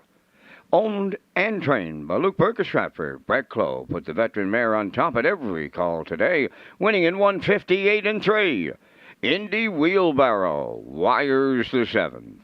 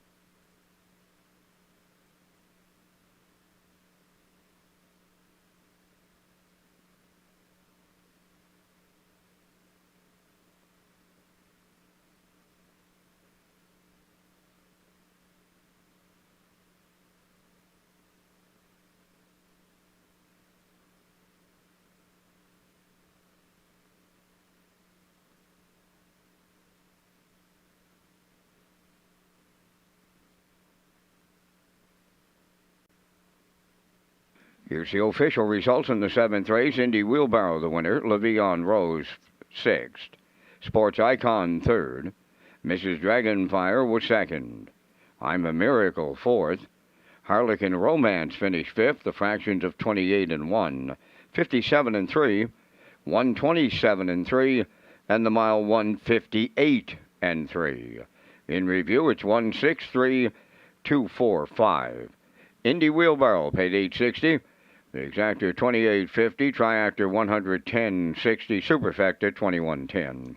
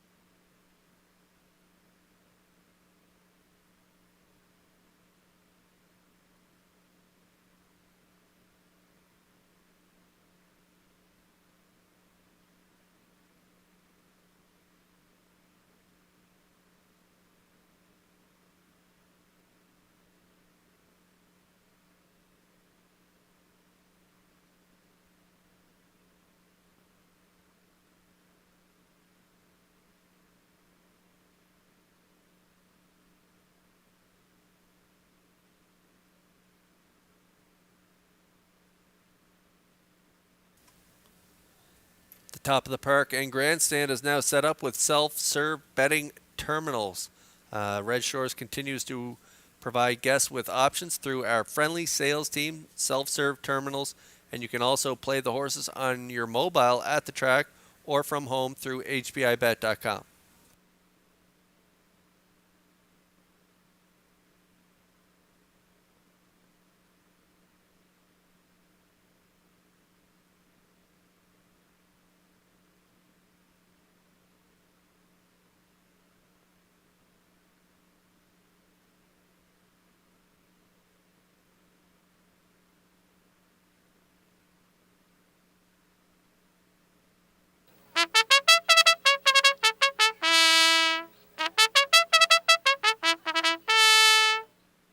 Laugh again, Hanover on the 8th race post parade, owned by Donald McRae, Blair and Eric McLaughlin. Jason Hughes trains and drives.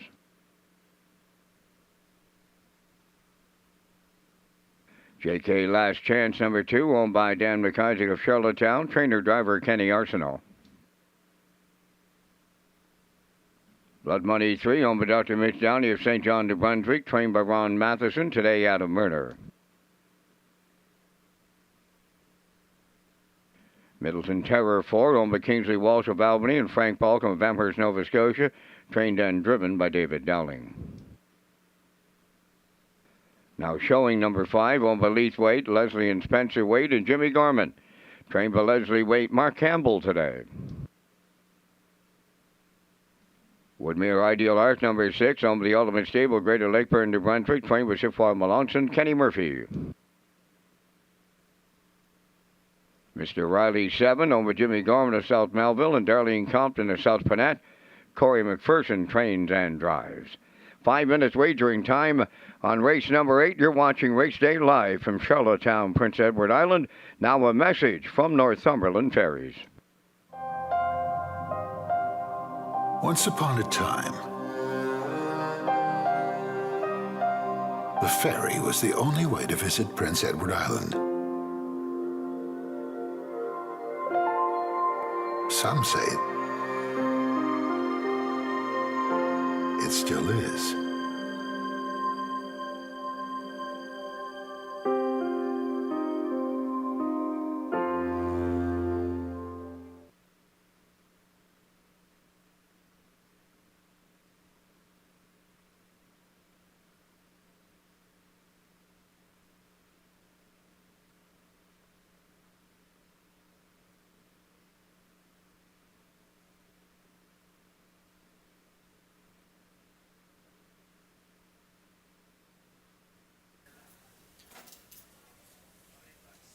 Race 8 is on track. We're about 4 minutes away from post time. Preferred 2. Now winners of 27.51 last 5 starts. There's my top play. The 1 Laugh Again Hanover, 5-year-old horse by McCardle, owned by Donnie McRae and Blair and Eric McLaughlin. Jason Hughes, the trainer and driver, had that nice qualifier there of 56-3, and then has been racing preferred 1-2 in the last 4 starts, all conservatively driven. Last time out, got away 5th from post 5, finished 5th, only beaten 2 lengths, 54-4, 27-3 final quarter. With the pole position here today, I think Jason's going to push out and try and lead the entire way here today. I think he's going to be really tough to beat here from the rail. Pretty tough group, though. I wouldn't discount any of them. I just like the post position draw for Laugh Again Hanover, and this guy has some back class. He's closing in on $300,000 in lifetime earnings. 4-5 currently.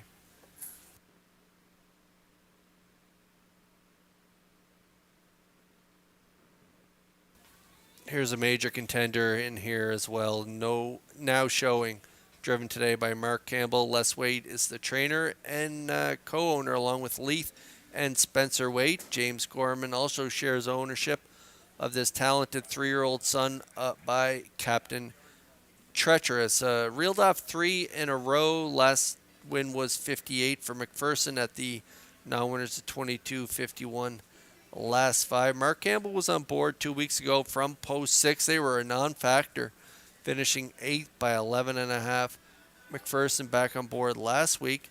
Got away 5th, finished 4th, only beaten 3.5 and 53-2, 27-3 final quarter. Real nice trip. So post 5 today, Mark Campbell gets the drive 9-2.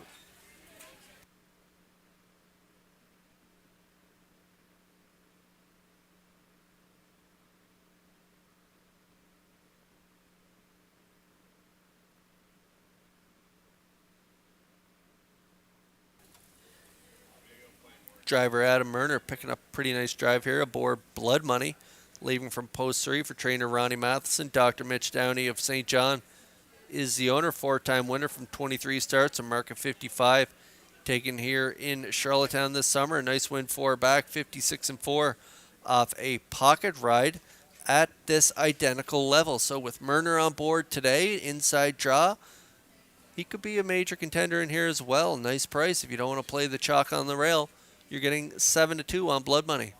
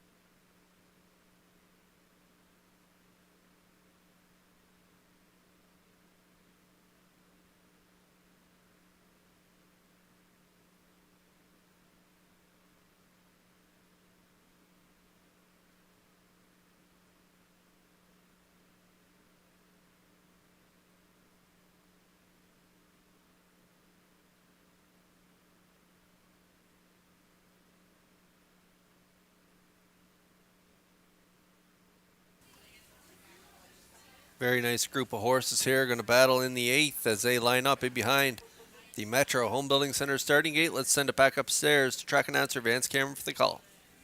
Laugh again, Hanover. JK Last Chance, Blood Money. Middleton Terror now showing. Woodmere Ideal Art and Mr. Riley's outside. Top of the stretch.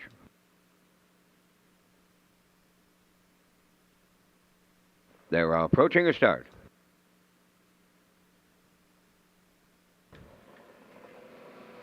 Rough and pacing, Laugh Again, Hanover leaving out. JK Last Chance. Joining them from the outside is Woodmere Ideal Art third. Fourth one to the turn is Blood Money. To get away fifth, Middleton Terror. Mr. Riley sixth. The trailer now showing. There were 3 high around the turn. Led up the rail by Laugh Again, Hanover. And the Blue Knight Hughes. Tucked away second is JK Last Chance. And racing from third, that's Blood Money. Backing up to fourth was Woodmere Ideal Art. Fifth up the rail, that's Middleton Terror. Then racing sixth, Mr. Riley. Trailing seventh, now showing 28-3 was the front quarter. Straight alignment around that upper turn for the first time. And on the point, Laugh Again, Hanover, the fraction center. 2-hole ride to JK Last Chance. Blood Money continues third. Then in fourth, it's Woodmere Ideal Art, Middleton Terror fifth. Now showing is underway on the outside sixth. Trailing the field and moving to the outside seventh, that is Mr. Riley. Halfway home, Laugh Again, Hanover. The chalk choice there, 58 seconds flat the time. Second is JK Last Chance, now showing, rolling up third on the outside. Picking up fourth on the outside, Mr. Riley. On the cones, Blood Money fifth. Then in sixth, that's Woodmere Ideal Art. On the outside, seventh, Middleton Terror. Here comes the three-quarters. Lap again, Hanover, arriving there with the lead. Now showing on the outside, second in the pocket, third. JK Last Chance, the three-quarters in 1:27 flat on the turn for the final time now, with an eighth of a mile left to come. Lap again, Hanover leading them home. Now showing his second, JK Last Chance third. Down the stretch they come. Lap again, Hanover. JK Last Chance coming on at the rail. Here's the wire. JK Last Chance gets up for Kenny Arsenault. We're going to need a place picture. Time for the mile in 1:55.3.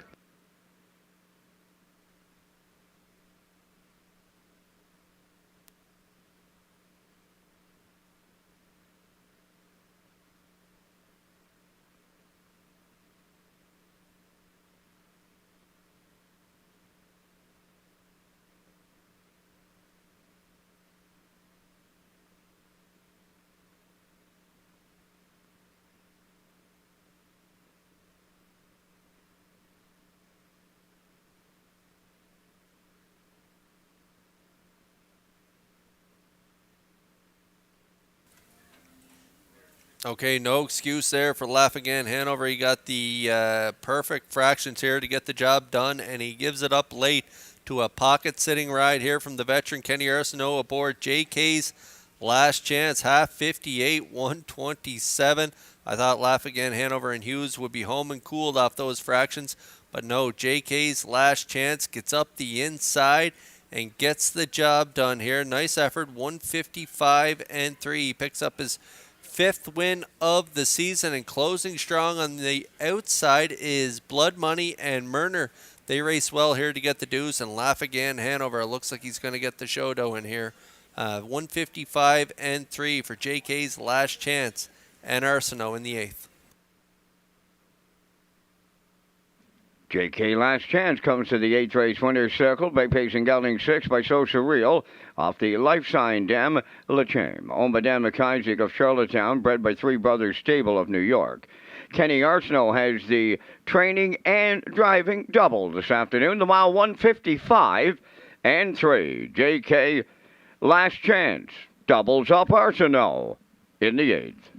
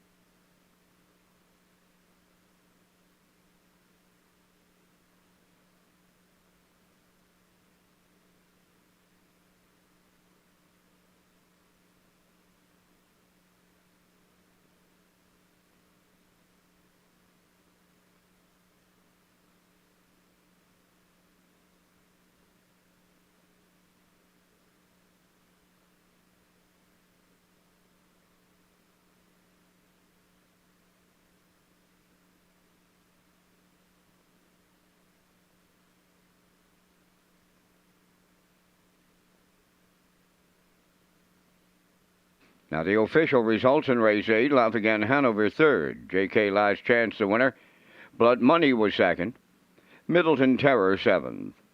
Now showing sixth, Woodmere Ideal Art was fifth. Mr. Riley finished fourth. There went 28-3, 58, 127, and the mile 155-3.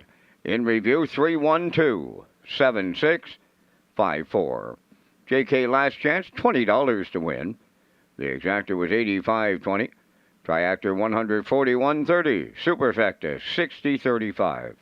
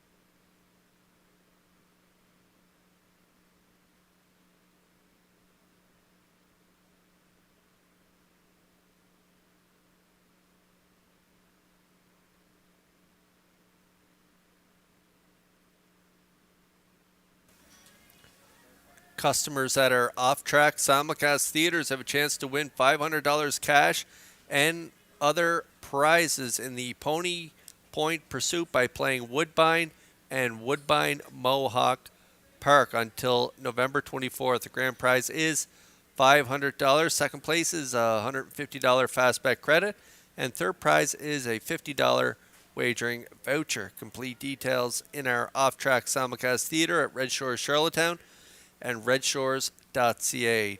During the turf's renovation, customers enter through our main lobby and in through the East Link Trade Center.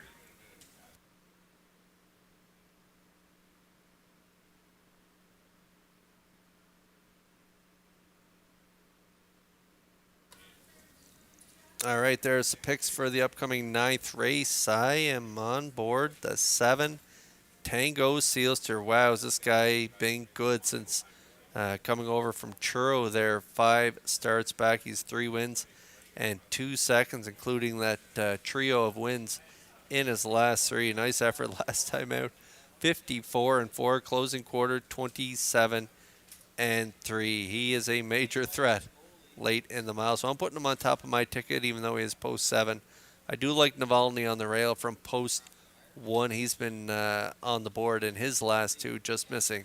So I like him for second. I like the 2 for third. Phil Dorleans and Hughes. 7-1-2 for me. Post time picks going to go 4-7-1. Classifier's choice 7-2-5. Post braid is next.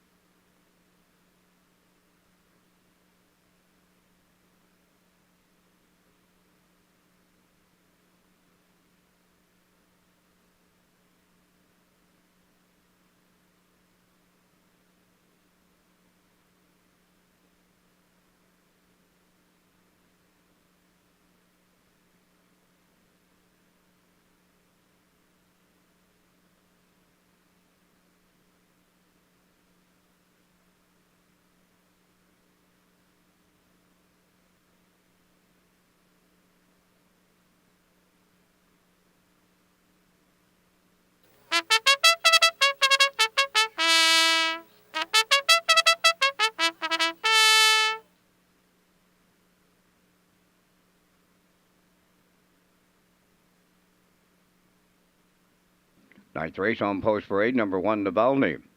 Owned by Dale and Ronnie Reddy Incorporated of Elmsdale, trained by Melissa Rennie. Adam Murner drives. Phil Dorleans 2 is owned by Ken and Andrew Williams and Lyndon Hardy. Jason Hughes, trainer driver. Number 3, Tradition, owned by Giselle Bernard of Bethel and Lori Hennessy of Charlottetown, trained by Gordy Hennessy, driven by David Dowling. Vino Louis, number 4. Owned by Hardy Mills Stable, Ken and Glenn Hardy of Nova Scotia, trained by Jeff Holmes. Corey McPherson catch drives. Number 5, Etonian I Am, owned by Robert Phillips of Lose Route 204 and Marco Land of Summerside. Robert does the training. Kenny Arsenault catch drives. Number 6 is Frontier Cruise, owned by John Charles Bellevaux of Skidoock and John R. Bellevaux of Dieppe, New Brunswick. Trained by John R. Bellevaux, Brady Sweet driving. Number 7 is Tango Sealster, owned by Adrian Saunders of Moncton, New Brunswick. Trained by Cliff Murphy. Kenny Murphy in the sulky. 3 minutes wagering time on race number 9. Check out Red Shores Player Portal for race program, top picks, race replays, and more.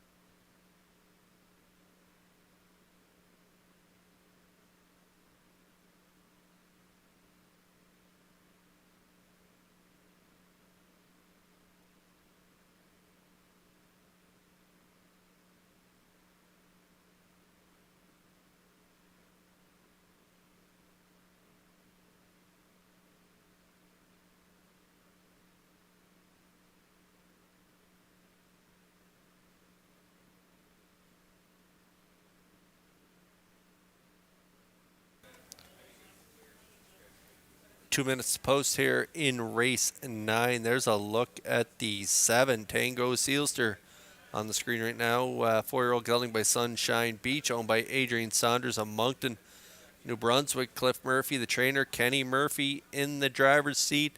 This is a really good-looking son of Sunshine Beach. Nice big horse. He looks like he's all legs. He's a really nice length to him, a nice stride, and he's been racing great since coming over to Charlottetown. How about his last 5? 3 wins, 2 seconds, reeled off 3 in a row from outside post. Post 6 last week, coming from off the pace to get it done in 54-4. Post 6, 2 starts back down at the 15:01 level. Again, a winner on the off track, 59 flat. And he didn't mind the jump in class last week. He got it done at almost 4-1. Right now, he is the choice to get it done at 6-5. Even though he has post 7, if there's a speed duel early, look out for his amazing closing kick. Tango Sealster, 8-5 now.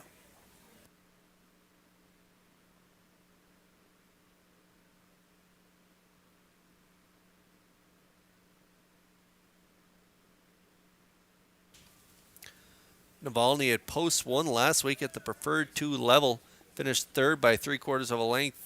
In behind Sobel, Tack, and DG's Elsa. 2nd by a length and a half. 2 back, 55-3 at the identical level he's racing here today. He should get a good trip.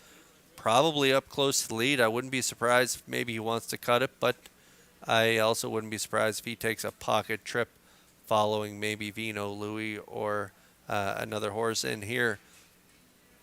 He off those last lines, though, those last closing quarters, he's got to be one of the plays here in your exotic wagers. I went with him in for 2nd on my exactor. I like a 7-1 ticket here. I think he's going to get a good trip and be forwardly placed for Murner. 2-1, and the Rennie stable has been on fire lately.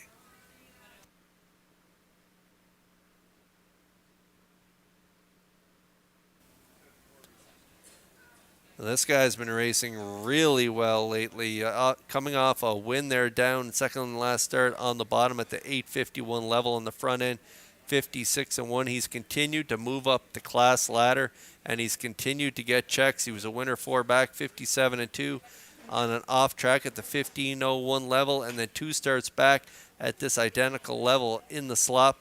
He left from post 3, got away 3, and finished a really good 2nd to Dream Fair's Zenfire.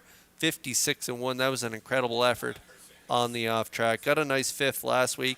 How about that trip? 53-4 closing quarter, 27-4. So Phil Dorlean's racing great out of the Jason Hughes stable. He's on board here for owners Kent Williams, Andrew Williams, and Lyndon Hardy. An 8-year-old veteran, 23 lifetime wins, looking for win number 24 from post 2, 8-1.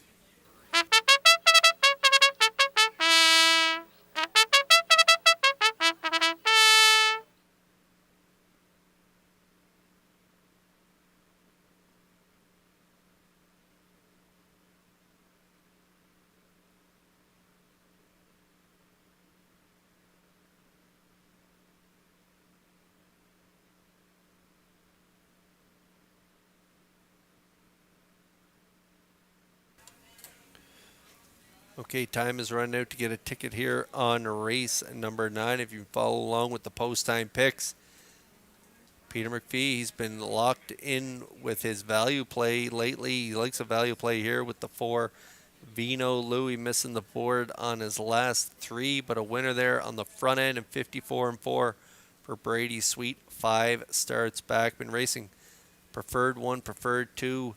Lately had a tough outside post from this identical level last week. Moves into post 4, gets the hot hands of Corey McPherson, coming over the hot burn of Jeff Holmes. Vino Louis, the value play of the day at 5-1.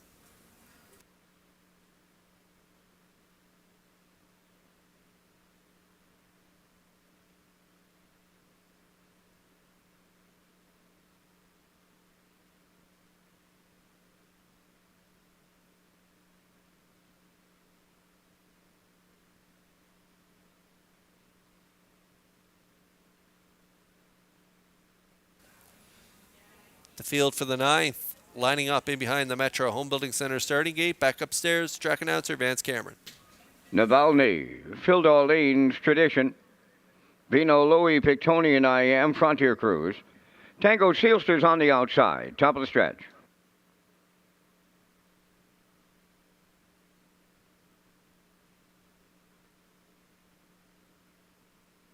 Here they come.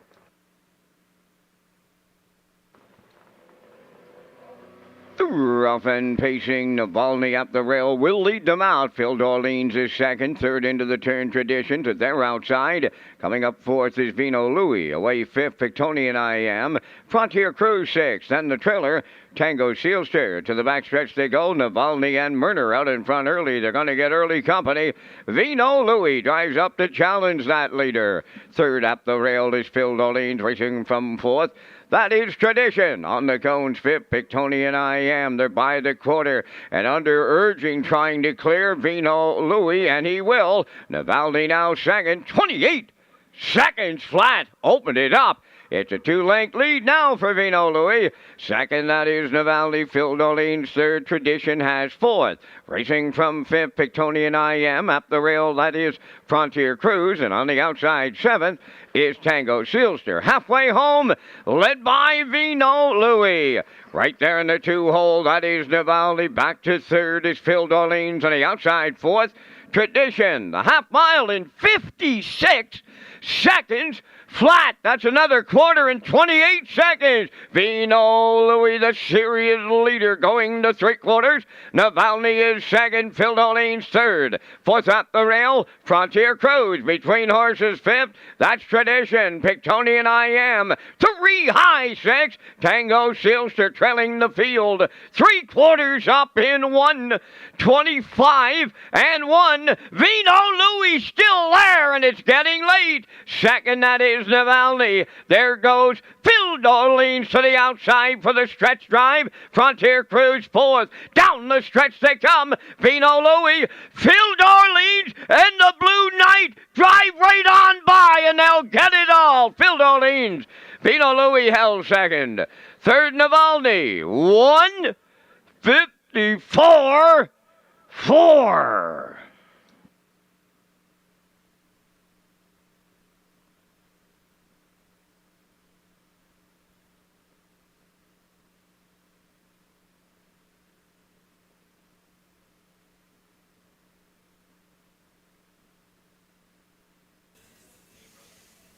Okay, we talked about this guy just before they were going to the gate. He continues to move up the class ladder and continues to handle it pretty well here. That is Phil Darlene's and Hughes. They got away 3 early as the 4 Vino Louis put up early hot fractions here of 28, half 56. Down 3/4, 125 and 1. Navalny sitting a nice 2-hole ride here. And Hughes moves out of the 3-hole, and he was looming the danger at the top of the stretch. And he's going to go right on by the field here in deep stretch. A nice effort, 154 and 4. And that is a new pacing record on this now 8-year-old gelding by Shanghai Phil. He picks up his 24th career win. Phil Darlene's and Hughes get it done in the 9th. And pay a pretty nice ticket here at $22.50 on the nose.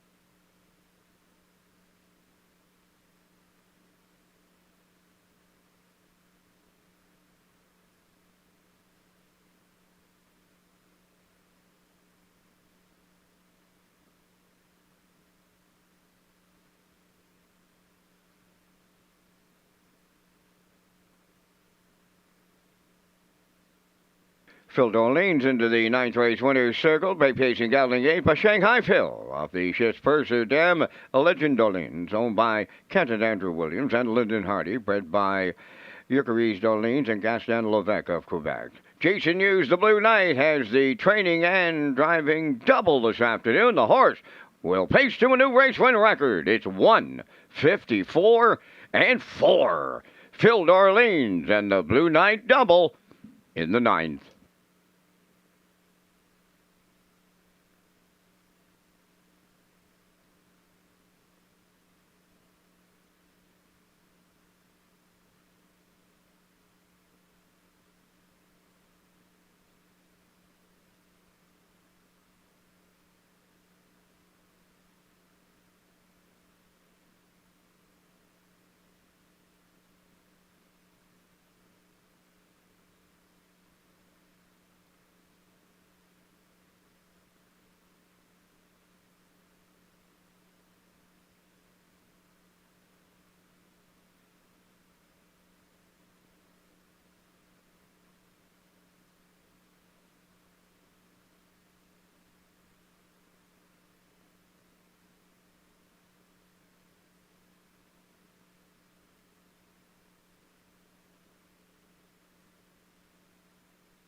Here's the official results from the ninth race. Navalny was third. Phil D'Orleans, the race winner.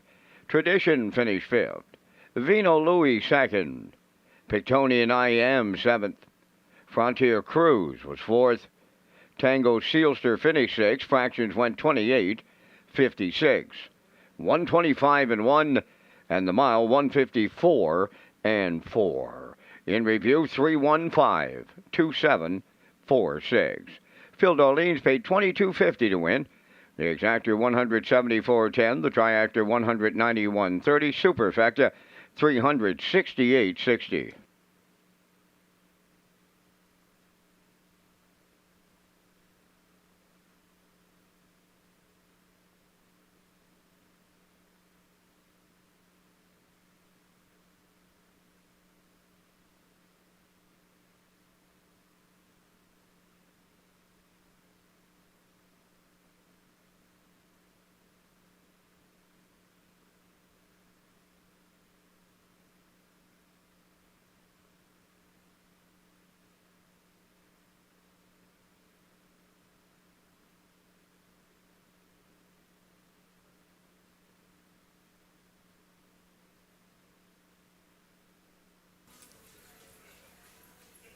The Prince Edward Island Standardbred Breeders Association proudly presented the Atlantic Dream Stable competition this year. The fundraiser was for the IWK, and a great way to support all the work they do in our maritime community. And the Atlantic Dream Stable is sponsored by Phillips Agri Services, your local supplier of quality horse feeds and proud dealers of Brooks Performance Horse Feed and Suregain Horse Feed. And I just had a look over at the final standings. Congratulations to Tyler Wilkie, as he is the winner of the 2023 Atlantic Dream Stable competition with $825,654 for his stable. He gets it done in the Atlantic Dream Stable competition. Stephen Quinn finishes second, and David Wilkie rounds out the top three in the Atlantic Dream Stable competition. Race 10 will be coming out onto the track in just a moment. There's a look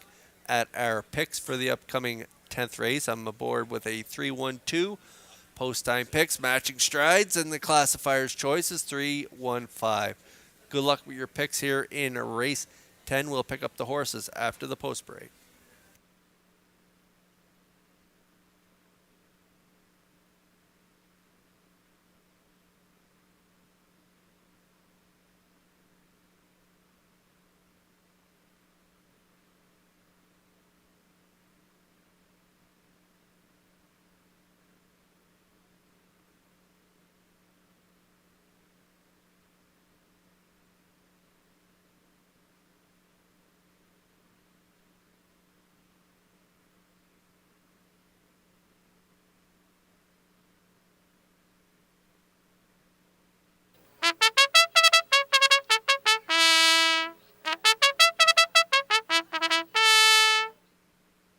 The 10th race on the track for the post parade, number 1, Brookdale Jim, owned by Douglas and Doug Pauley of Amherst, Nova Scotia, trained by Phil Sizer, Corey McPherson driving. George's Credit 2 is owned and trained by Philip Kelly of North Wilshire, Jason Hughes.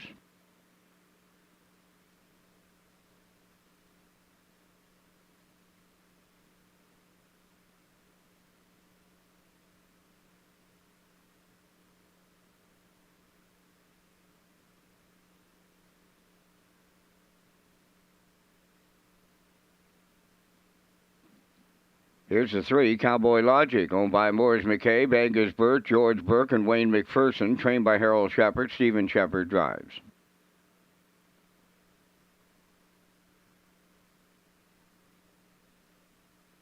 Yaris Sealster 4, owned by Michael Landis, Roland LeBlanc, and Richard Gadet of New Brunswick, trained by Michael Landis. Today, David Dowling.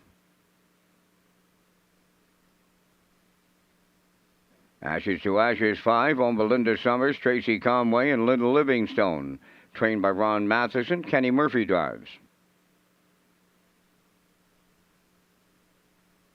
Flowers on the Beach, number 6, owned by Jeff Wallace of Elmsdale, Cecil Flowers of St. Louis. Jeff is the trainer. Today, Brady Sweet drives.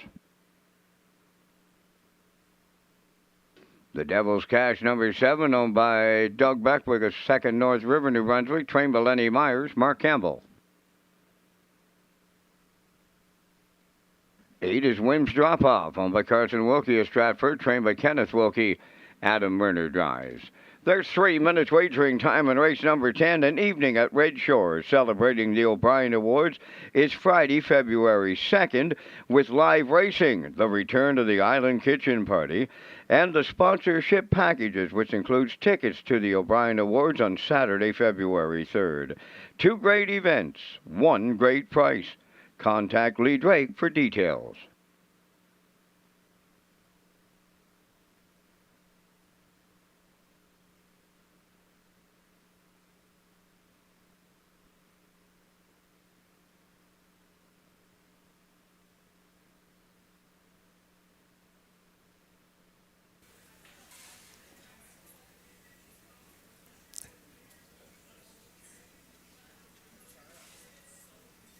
All right, we're getting a good look at Cowboy Logic scoring out here for Steve Shepard. This one is trained by Harold Shepard, owned by Morris McCabe, Angus Burt, George Burke, and Wayne McPherson. 6-year-old gelding by Western Ideal, a 4-time winner from 23 starts, 22 lifetime wins, and he has been racing all the way up to the 22.51 last 5. He was on the front end there 4 starts back in that class. He gave it up late in the mile, finishing 5th, 58 and 4, and he's continued to drop down the class ladder. In his last 3 starts, he had 2 post 6, and last week he had post 8. Got away 8 by 11.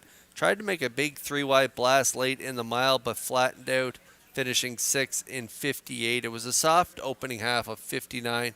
Back half 57 and 4 in that race, so he's not going to be able to gain any ground. He draws into a softer bunch here today. Now winners 1,051 last 5, and he finally draws inside post 3. This guy is overdue for a win. He's a much better horse than he's been showing in his last couple tries, so I'm going to put him on top of my ticket. He is definitely the class of the field, and the punters are on board here, making him a 2-5 favorite.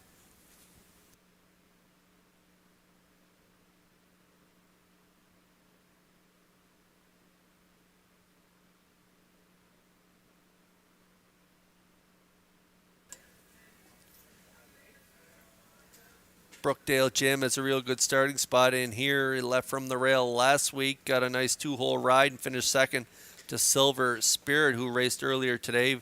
Was a really good bang-up second to Century Invictus in 56 and change. So Brookdale Jim, a really close second to him last time out. 28-4 closing quarter, 57-2 was the mile at that 15.01 level, dropping down here to the 1,051 last 5. If you look down his lines, he's been racing much stiffer competition, so dropping down in class here today with the rail. He should get a good trip up close to the lead and gets a hot driver in Corey McPherson. Brookdale Jim, if you don't want to play that chalk, 5-1's a good price for him.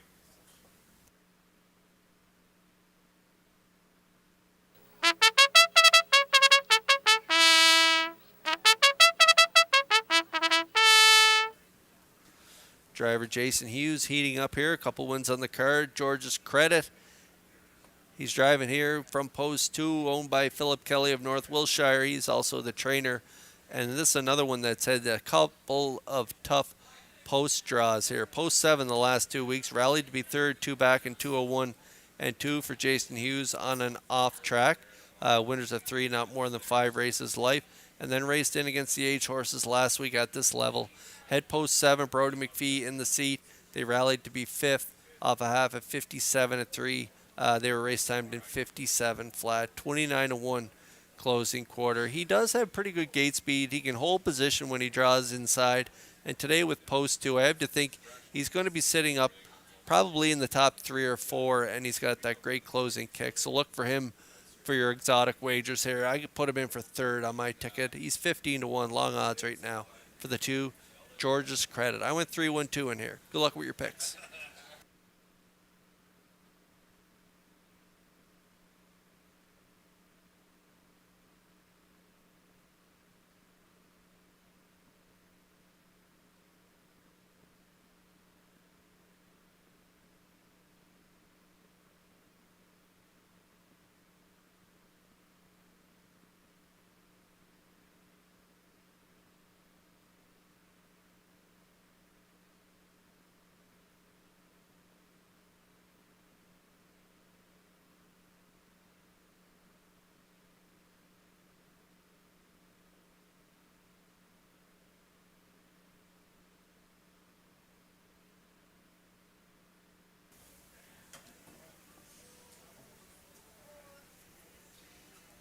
All right, the field lining up in behind the Metro Home Building Center starting gate for race number 10. Let's send it back upstairs. Track announcer Vance Cameron for the call.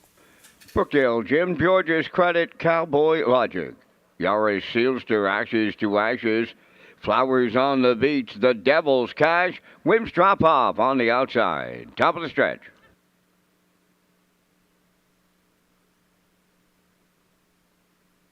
Here they come.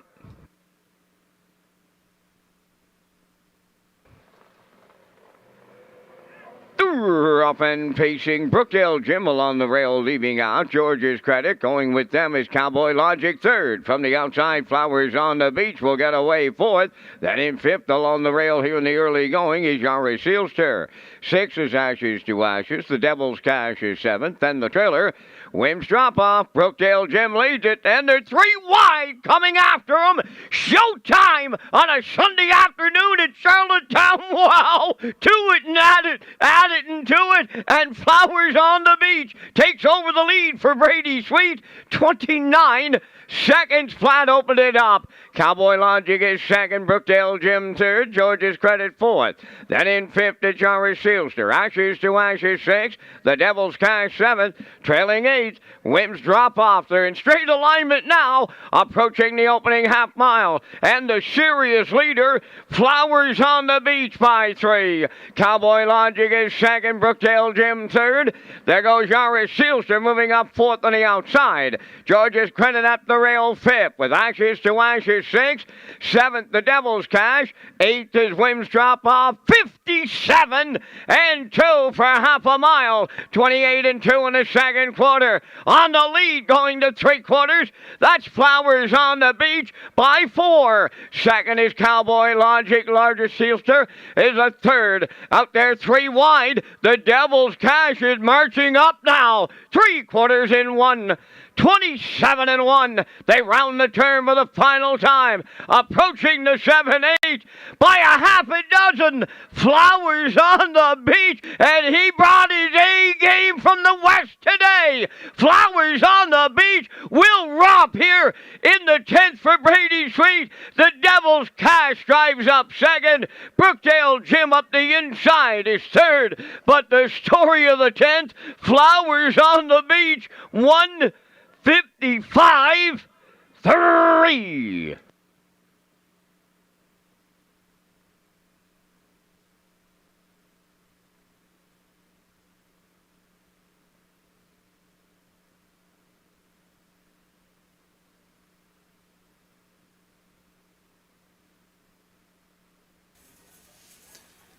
Well, there were a number of class droppers in here. This guy was another guy dropping in class. He had been racing all the way up to the 22:51 last 5. I didn't think he'd make front from out there in post 6, but Brady Sweet came swinging off the gate. 3 wide to the opening quarter. They got to the front 29 flat, and Brady just kept the pedal to the metal. Half 57 and 2, 127 and 1 3/4, and he bottoms them out here. Big effort, 155 and 3. Paid a really nice win ticket, and they get it done here in race 10 in an upset.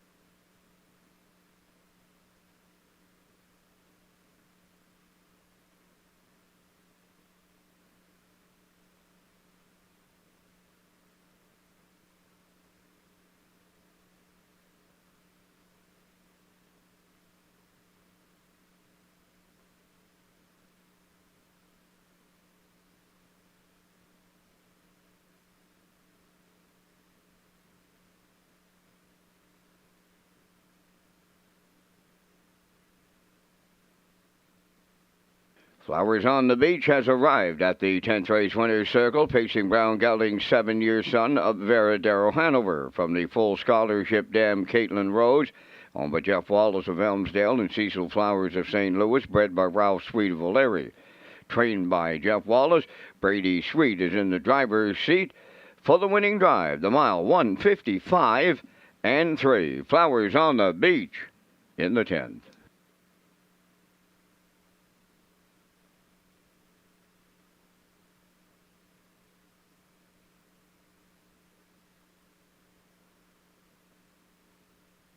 This race replay is brought to you by Symes Horse Transport. Based in Nova Scotia and with over 20 years of experience, Chucky Symes would welcome an opportunity to transport your horses when you need them moved. Operating 2 rigs, Symes Horse Transport offers safe, feasible, and timely trucking in Canada and in the U.S. We also buy and sell horses. To book a stall and to get a quote, call or text 902-664-7086 or email sd.symes@gmail.com. Good luck racing.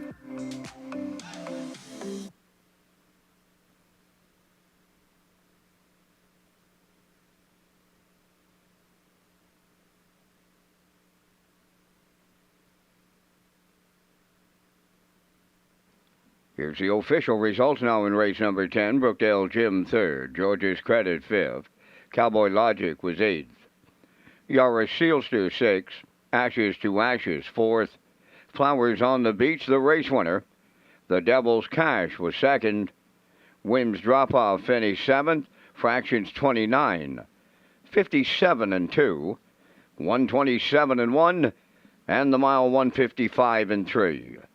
In review, 358, 641, 27.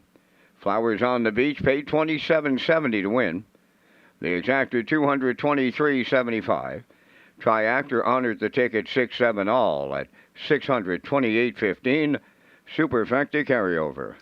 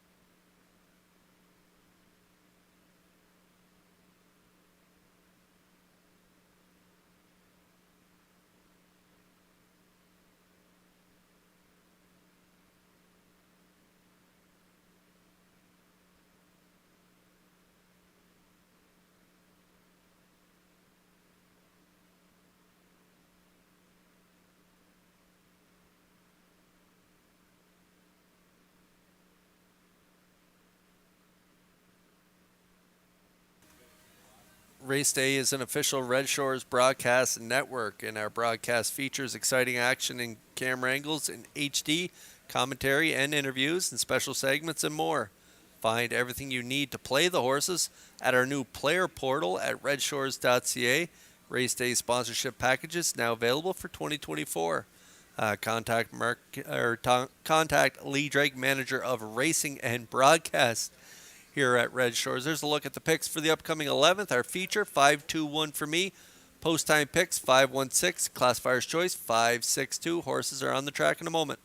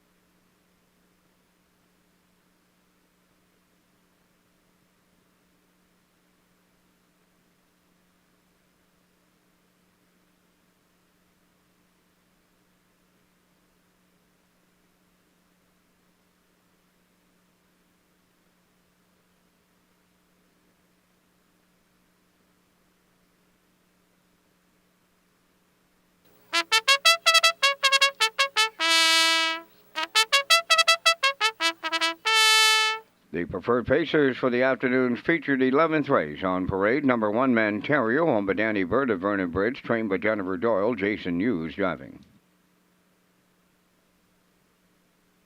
Island Beach Boy number 2 is owned by Ian Smith of Stratford and Arnold Hagan of Bible Hill, Nova Scotia, trained by Tom Weatherby. Adam Murner drives. Stash It Away wears number 3, owned by Reg McPherson of Stratford, trained by Kevin McLean. Kenny Murphy drives.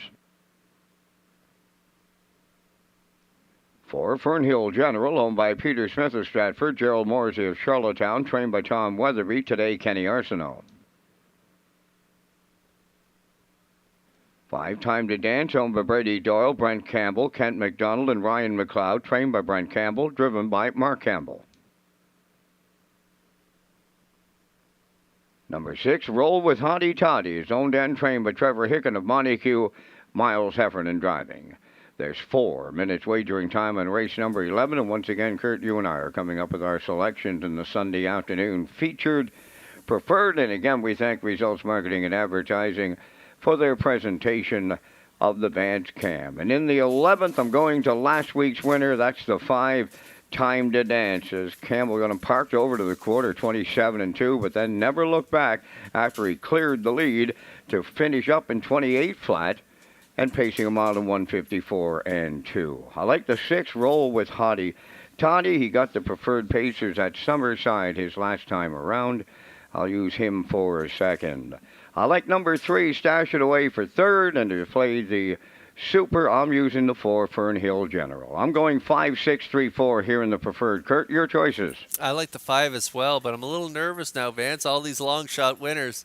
This 5, Time to Dance, there's a lot of inside speed on the gate here. There's 3 horses that are going to be pushing out. Fernhill General and Island Beach Boy out of the Tommy Weatherby stable. They'll be pushing out for position as well, and so will Mantario on the rail. For Hughes, I'm going to go with a 5-2-1. I think Time to Dance can overcome it and get it done. But if he is stung early, look out for one of the Weatherby trainees or maybe even Mantario on the rail for Hughes to shake loose late and get it all. But I'm going to go 5-2-1, Time to Dance. Hard to ignore this guy. He's been so good out of the for Mark Campbell over the years, and he is right now 2-5 on the board. He got it done last week in the preferred one, so we like him again this week. I like the 2, Island Beach Boy as well, and Mantario to close out my Triactor ticket. But the way things have been going here today with all these great pays, I wouldn't be surprised to hear from one of the other ones in here in the winner's circle after the race. 2-5 currently on the 5, Time to Dance. Vance also likes Roll with Hottie Toddy in here. He has an outside post with post 6 at 8-1. Mantario on the rail in here at 20-1. That is a really nice price for a long shot play. 2-1 on Island, or 3-1 on the 2 Island Beach Boy. Stash it away. We really like this horse over the years. He is 9-2, great price, and 9-1 on Fernhill General, who was a bang-up second to Time to Dance last week. He was right there at Time to Dance's wheel at the wire. Kenny Arsenault picks up the live drive. So a lot of good options. Good luck with your picks here in the feature.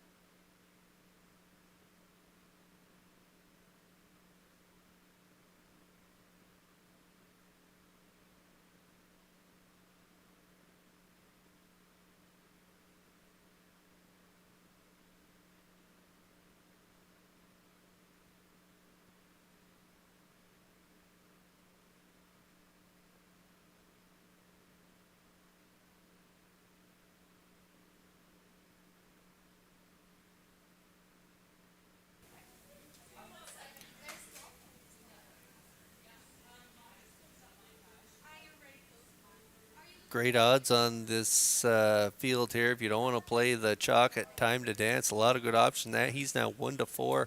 I like the price on the 2 right now. Island Beach Boy at 5-1 as the feature begins to roll up in behind the Metro Home Building Center starting gate. Let's send it upstairs for the call to track announcer Vance Cameron. From the rail out, Manterio, Island Beach Boys, stash it away. Fernhill General, Time to Dance, roll with Hottie Toddy. Top of the stretch.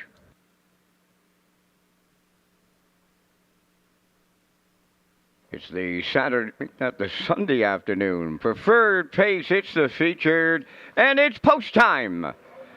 Up and pacing, Time to Dance, Fernhill General, and Manterio leaves out at the rail. Fourth one to the turn is Island Beach Boy to get away. Fifth, stash it away. The early trailer, that's Roll with Hottie Toddy. 3 high all around the turn, and up the backstretch they go. Fernhill General between horses to his outside. Time to Dance about to clear the lead for Mark Campbell, but they're going to pay a big-time price to lead it. Second is Fernhill General, third Manterio, and that opening quarter, wow, check that one out, 26-4.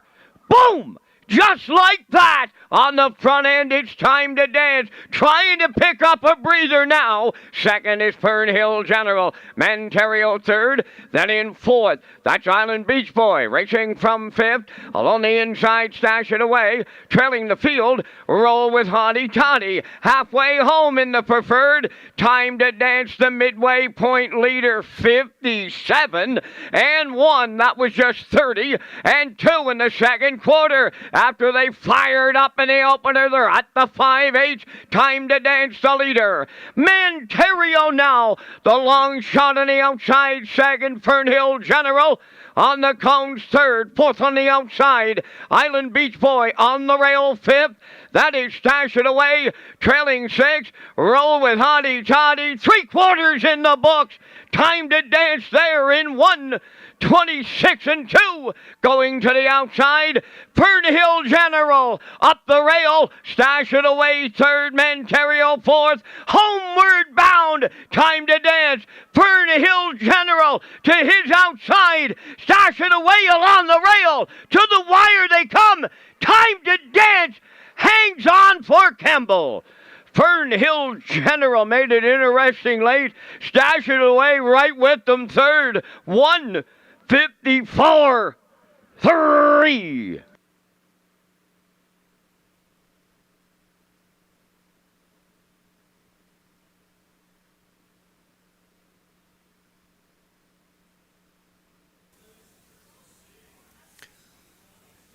That's why this guy's closing in on 50 lifetime wins. He knows how to get it done, and he gets it done here today in 1:54 and 3. Great effort from the 5. Time to Dance as he picks up career win number 49. I thought he'd get stung early. He did, 26 and 4. And then he got that nice soft middle half there, 57 and 1, 126 and 2, and he was able to fend off the pocket sitter Fernhill General, and up the inside was Stash It Away and Murphy. But no, the 5, Time to Dance, delivers as the chalk here in the feature. He gets it done in back-to-back weeks for Campbell. Time to Dance, 1:54 and 3 in the feature.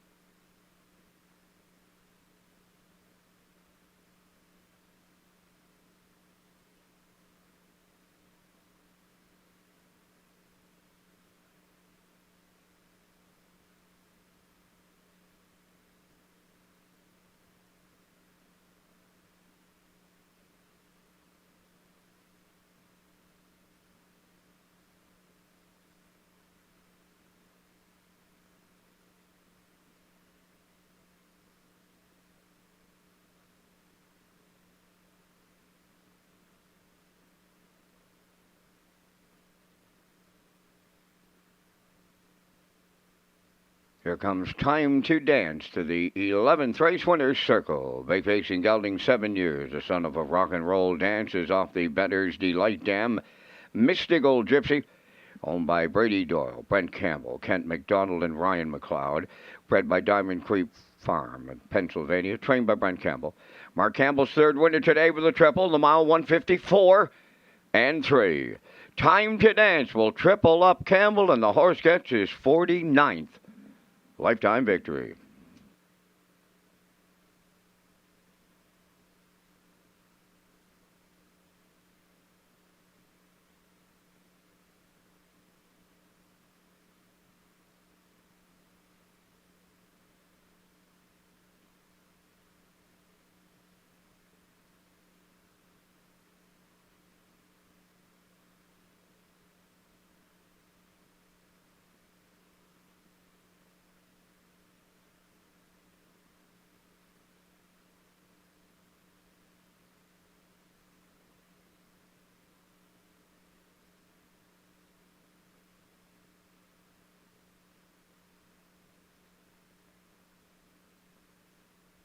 Now the official results in the 11th, Manterio 6, Island Beach Boy 4th, Stash It Away 3rd, Fernhill General was 2nd. Time to Dance, the race winner. Roll with Hottie Toddy finished 5th. Fractions went 26 and 4, 57 and 1, 126 and 2, and the mile 154 and 3. In review, it's 643 215. Time to Dance 230 to win. Exactor 1590, Triactor 5830, and the Superfecta was 3538.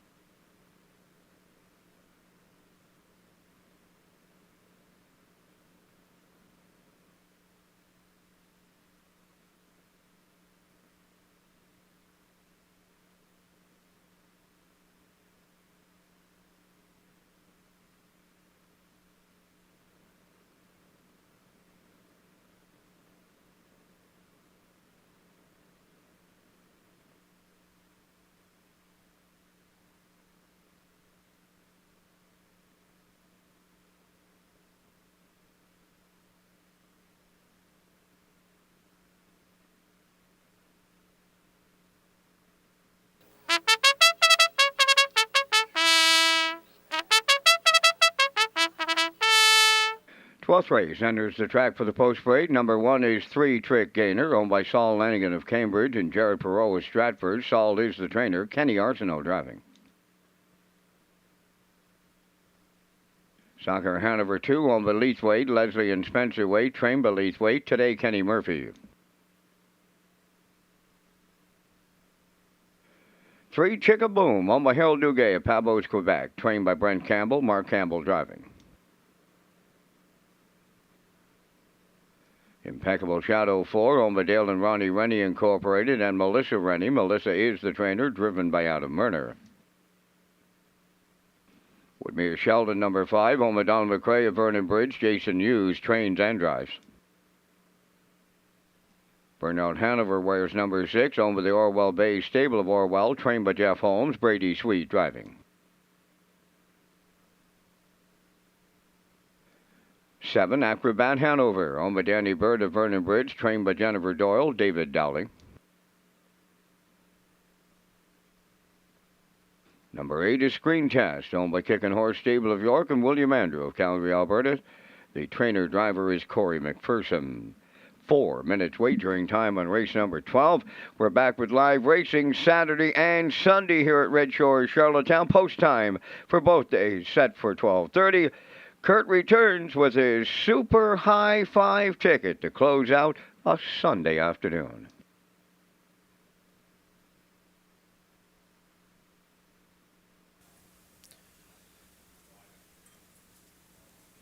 That's right, Vance. We're closing out here, race 12. We're 4 minutes away from post time. There's a look at my Super High Five ticket here to close things out. I'm going to go with a 3-7-6-4-2. I think Chickaboom raced great last week, left out alertly, got a 2-hole ride, finished fourth, only beaten 2 lengths. Race time 55-1, 28-1 final quarter. I think he is good to get it done here. I think Campbell's going to drive him very aggressive here, and I think they can go the distance on the front end.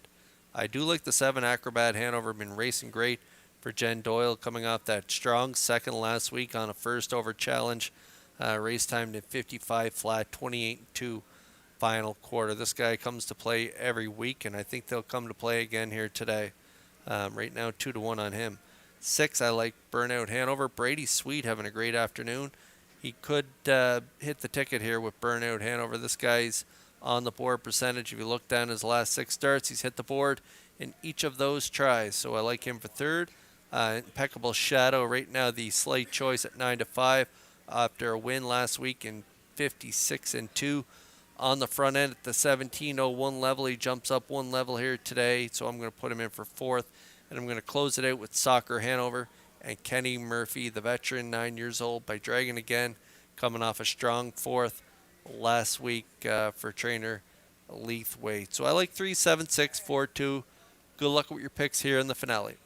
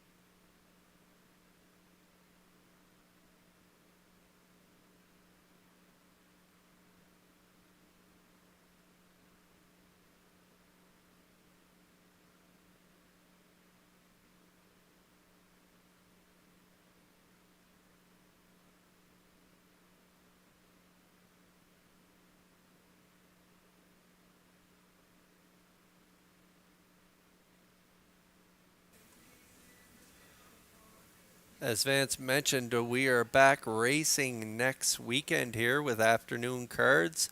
They're going to be a little post-time adjustment to the Saturday afternoon card. It will not be at 12:30. Going to be at 2 p.m.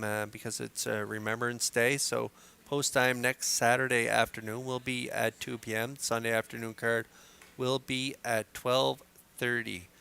So here we go. The finale lining up in behind the Metro Home Building Center starting gate. Upstairs for the call to track announcer Vance Cameron. 3-trick gainer, Soccer Hanover, Chickaboom. Impeccable Shadow, Woodmere Sheldon.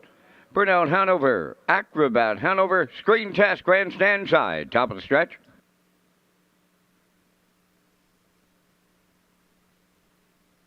It's the Sunday afternoon finale, Super High 5, post time.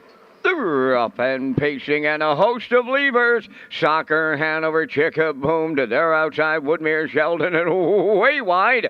On the outside, Burnout Hanover, and off stride at the rail went 3-trick gainer. Up the backstretch, led by Soccer Hanover. Burnout Hanover coming to him on the outside. Third up the rail in the early going, Woodmere Sheldon racing from fourth. That is Chickaboom. On the cones, fifth, Impeccable Shadow. Acrobat Hanover in sixth. Then it's Green Task seventh. In the backfield, 3-trick gainer the trailer, 28 seconds flat, opened it up, and to make the lead, Burnout Hanover and Brady Sweet. Racing from second is Soccer Hanover. Around the turn, Woodmere Sheldon third. Chickaboom goes fourth. Impeccable Shadow has fifth. Then in sixth, it's Acrobat Hanover. On the cone, seventh is Green Test.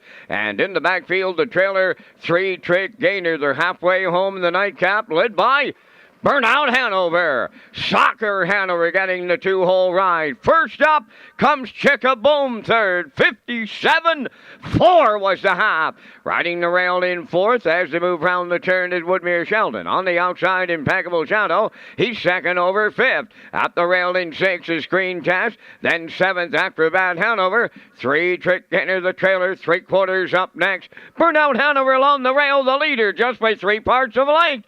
Chickaboom on the outside second. Third up the rail, Soccer Hanover. Impeccable Shadow is there fourth. Coming 3 wide fifth. Acrobat Hanover. 3/4 up in 1. 27-1. And they're turning for home. Burnout Hanover is the leader. Chickaboom second. Soccer Hanover gobbling up ground late in the passing lane. On the wire, Soccer Hanover gets there for Kenny Murphy. Up for the deuce, Impeccable Shadow. Burnout Hanover third. 1:56-1.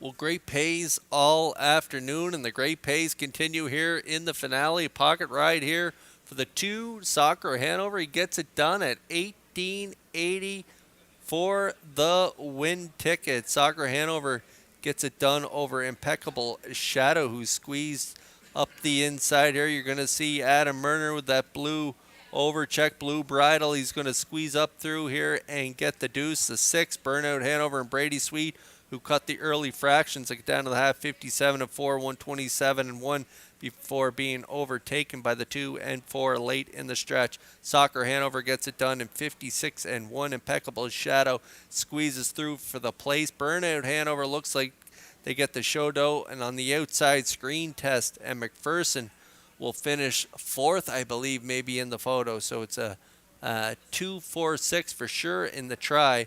Not sure on the Super High 5 here, so we'll wait to see the results of that photo. But Soccer Hanover and Murphy close down Charlottetown. Big trip and a nice win ticket.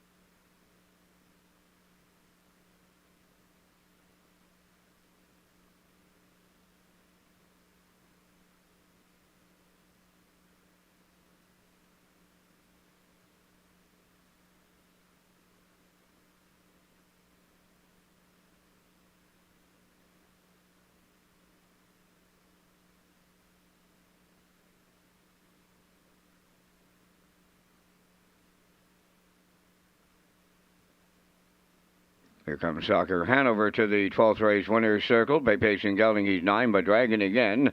Off the Arch Place Dam, Shaky Cam Hanover. Owned by Leithwaite, Leslie, and Spencer Waite. Bred by Hanover Shoe Farms of Pennsylvania. Trained by Leithwaite, Kenny Murphy with a catch driving call right to the winner's circle today. 1:56 and 1. The time for the mile. Soccer Hanover in the Super High 5.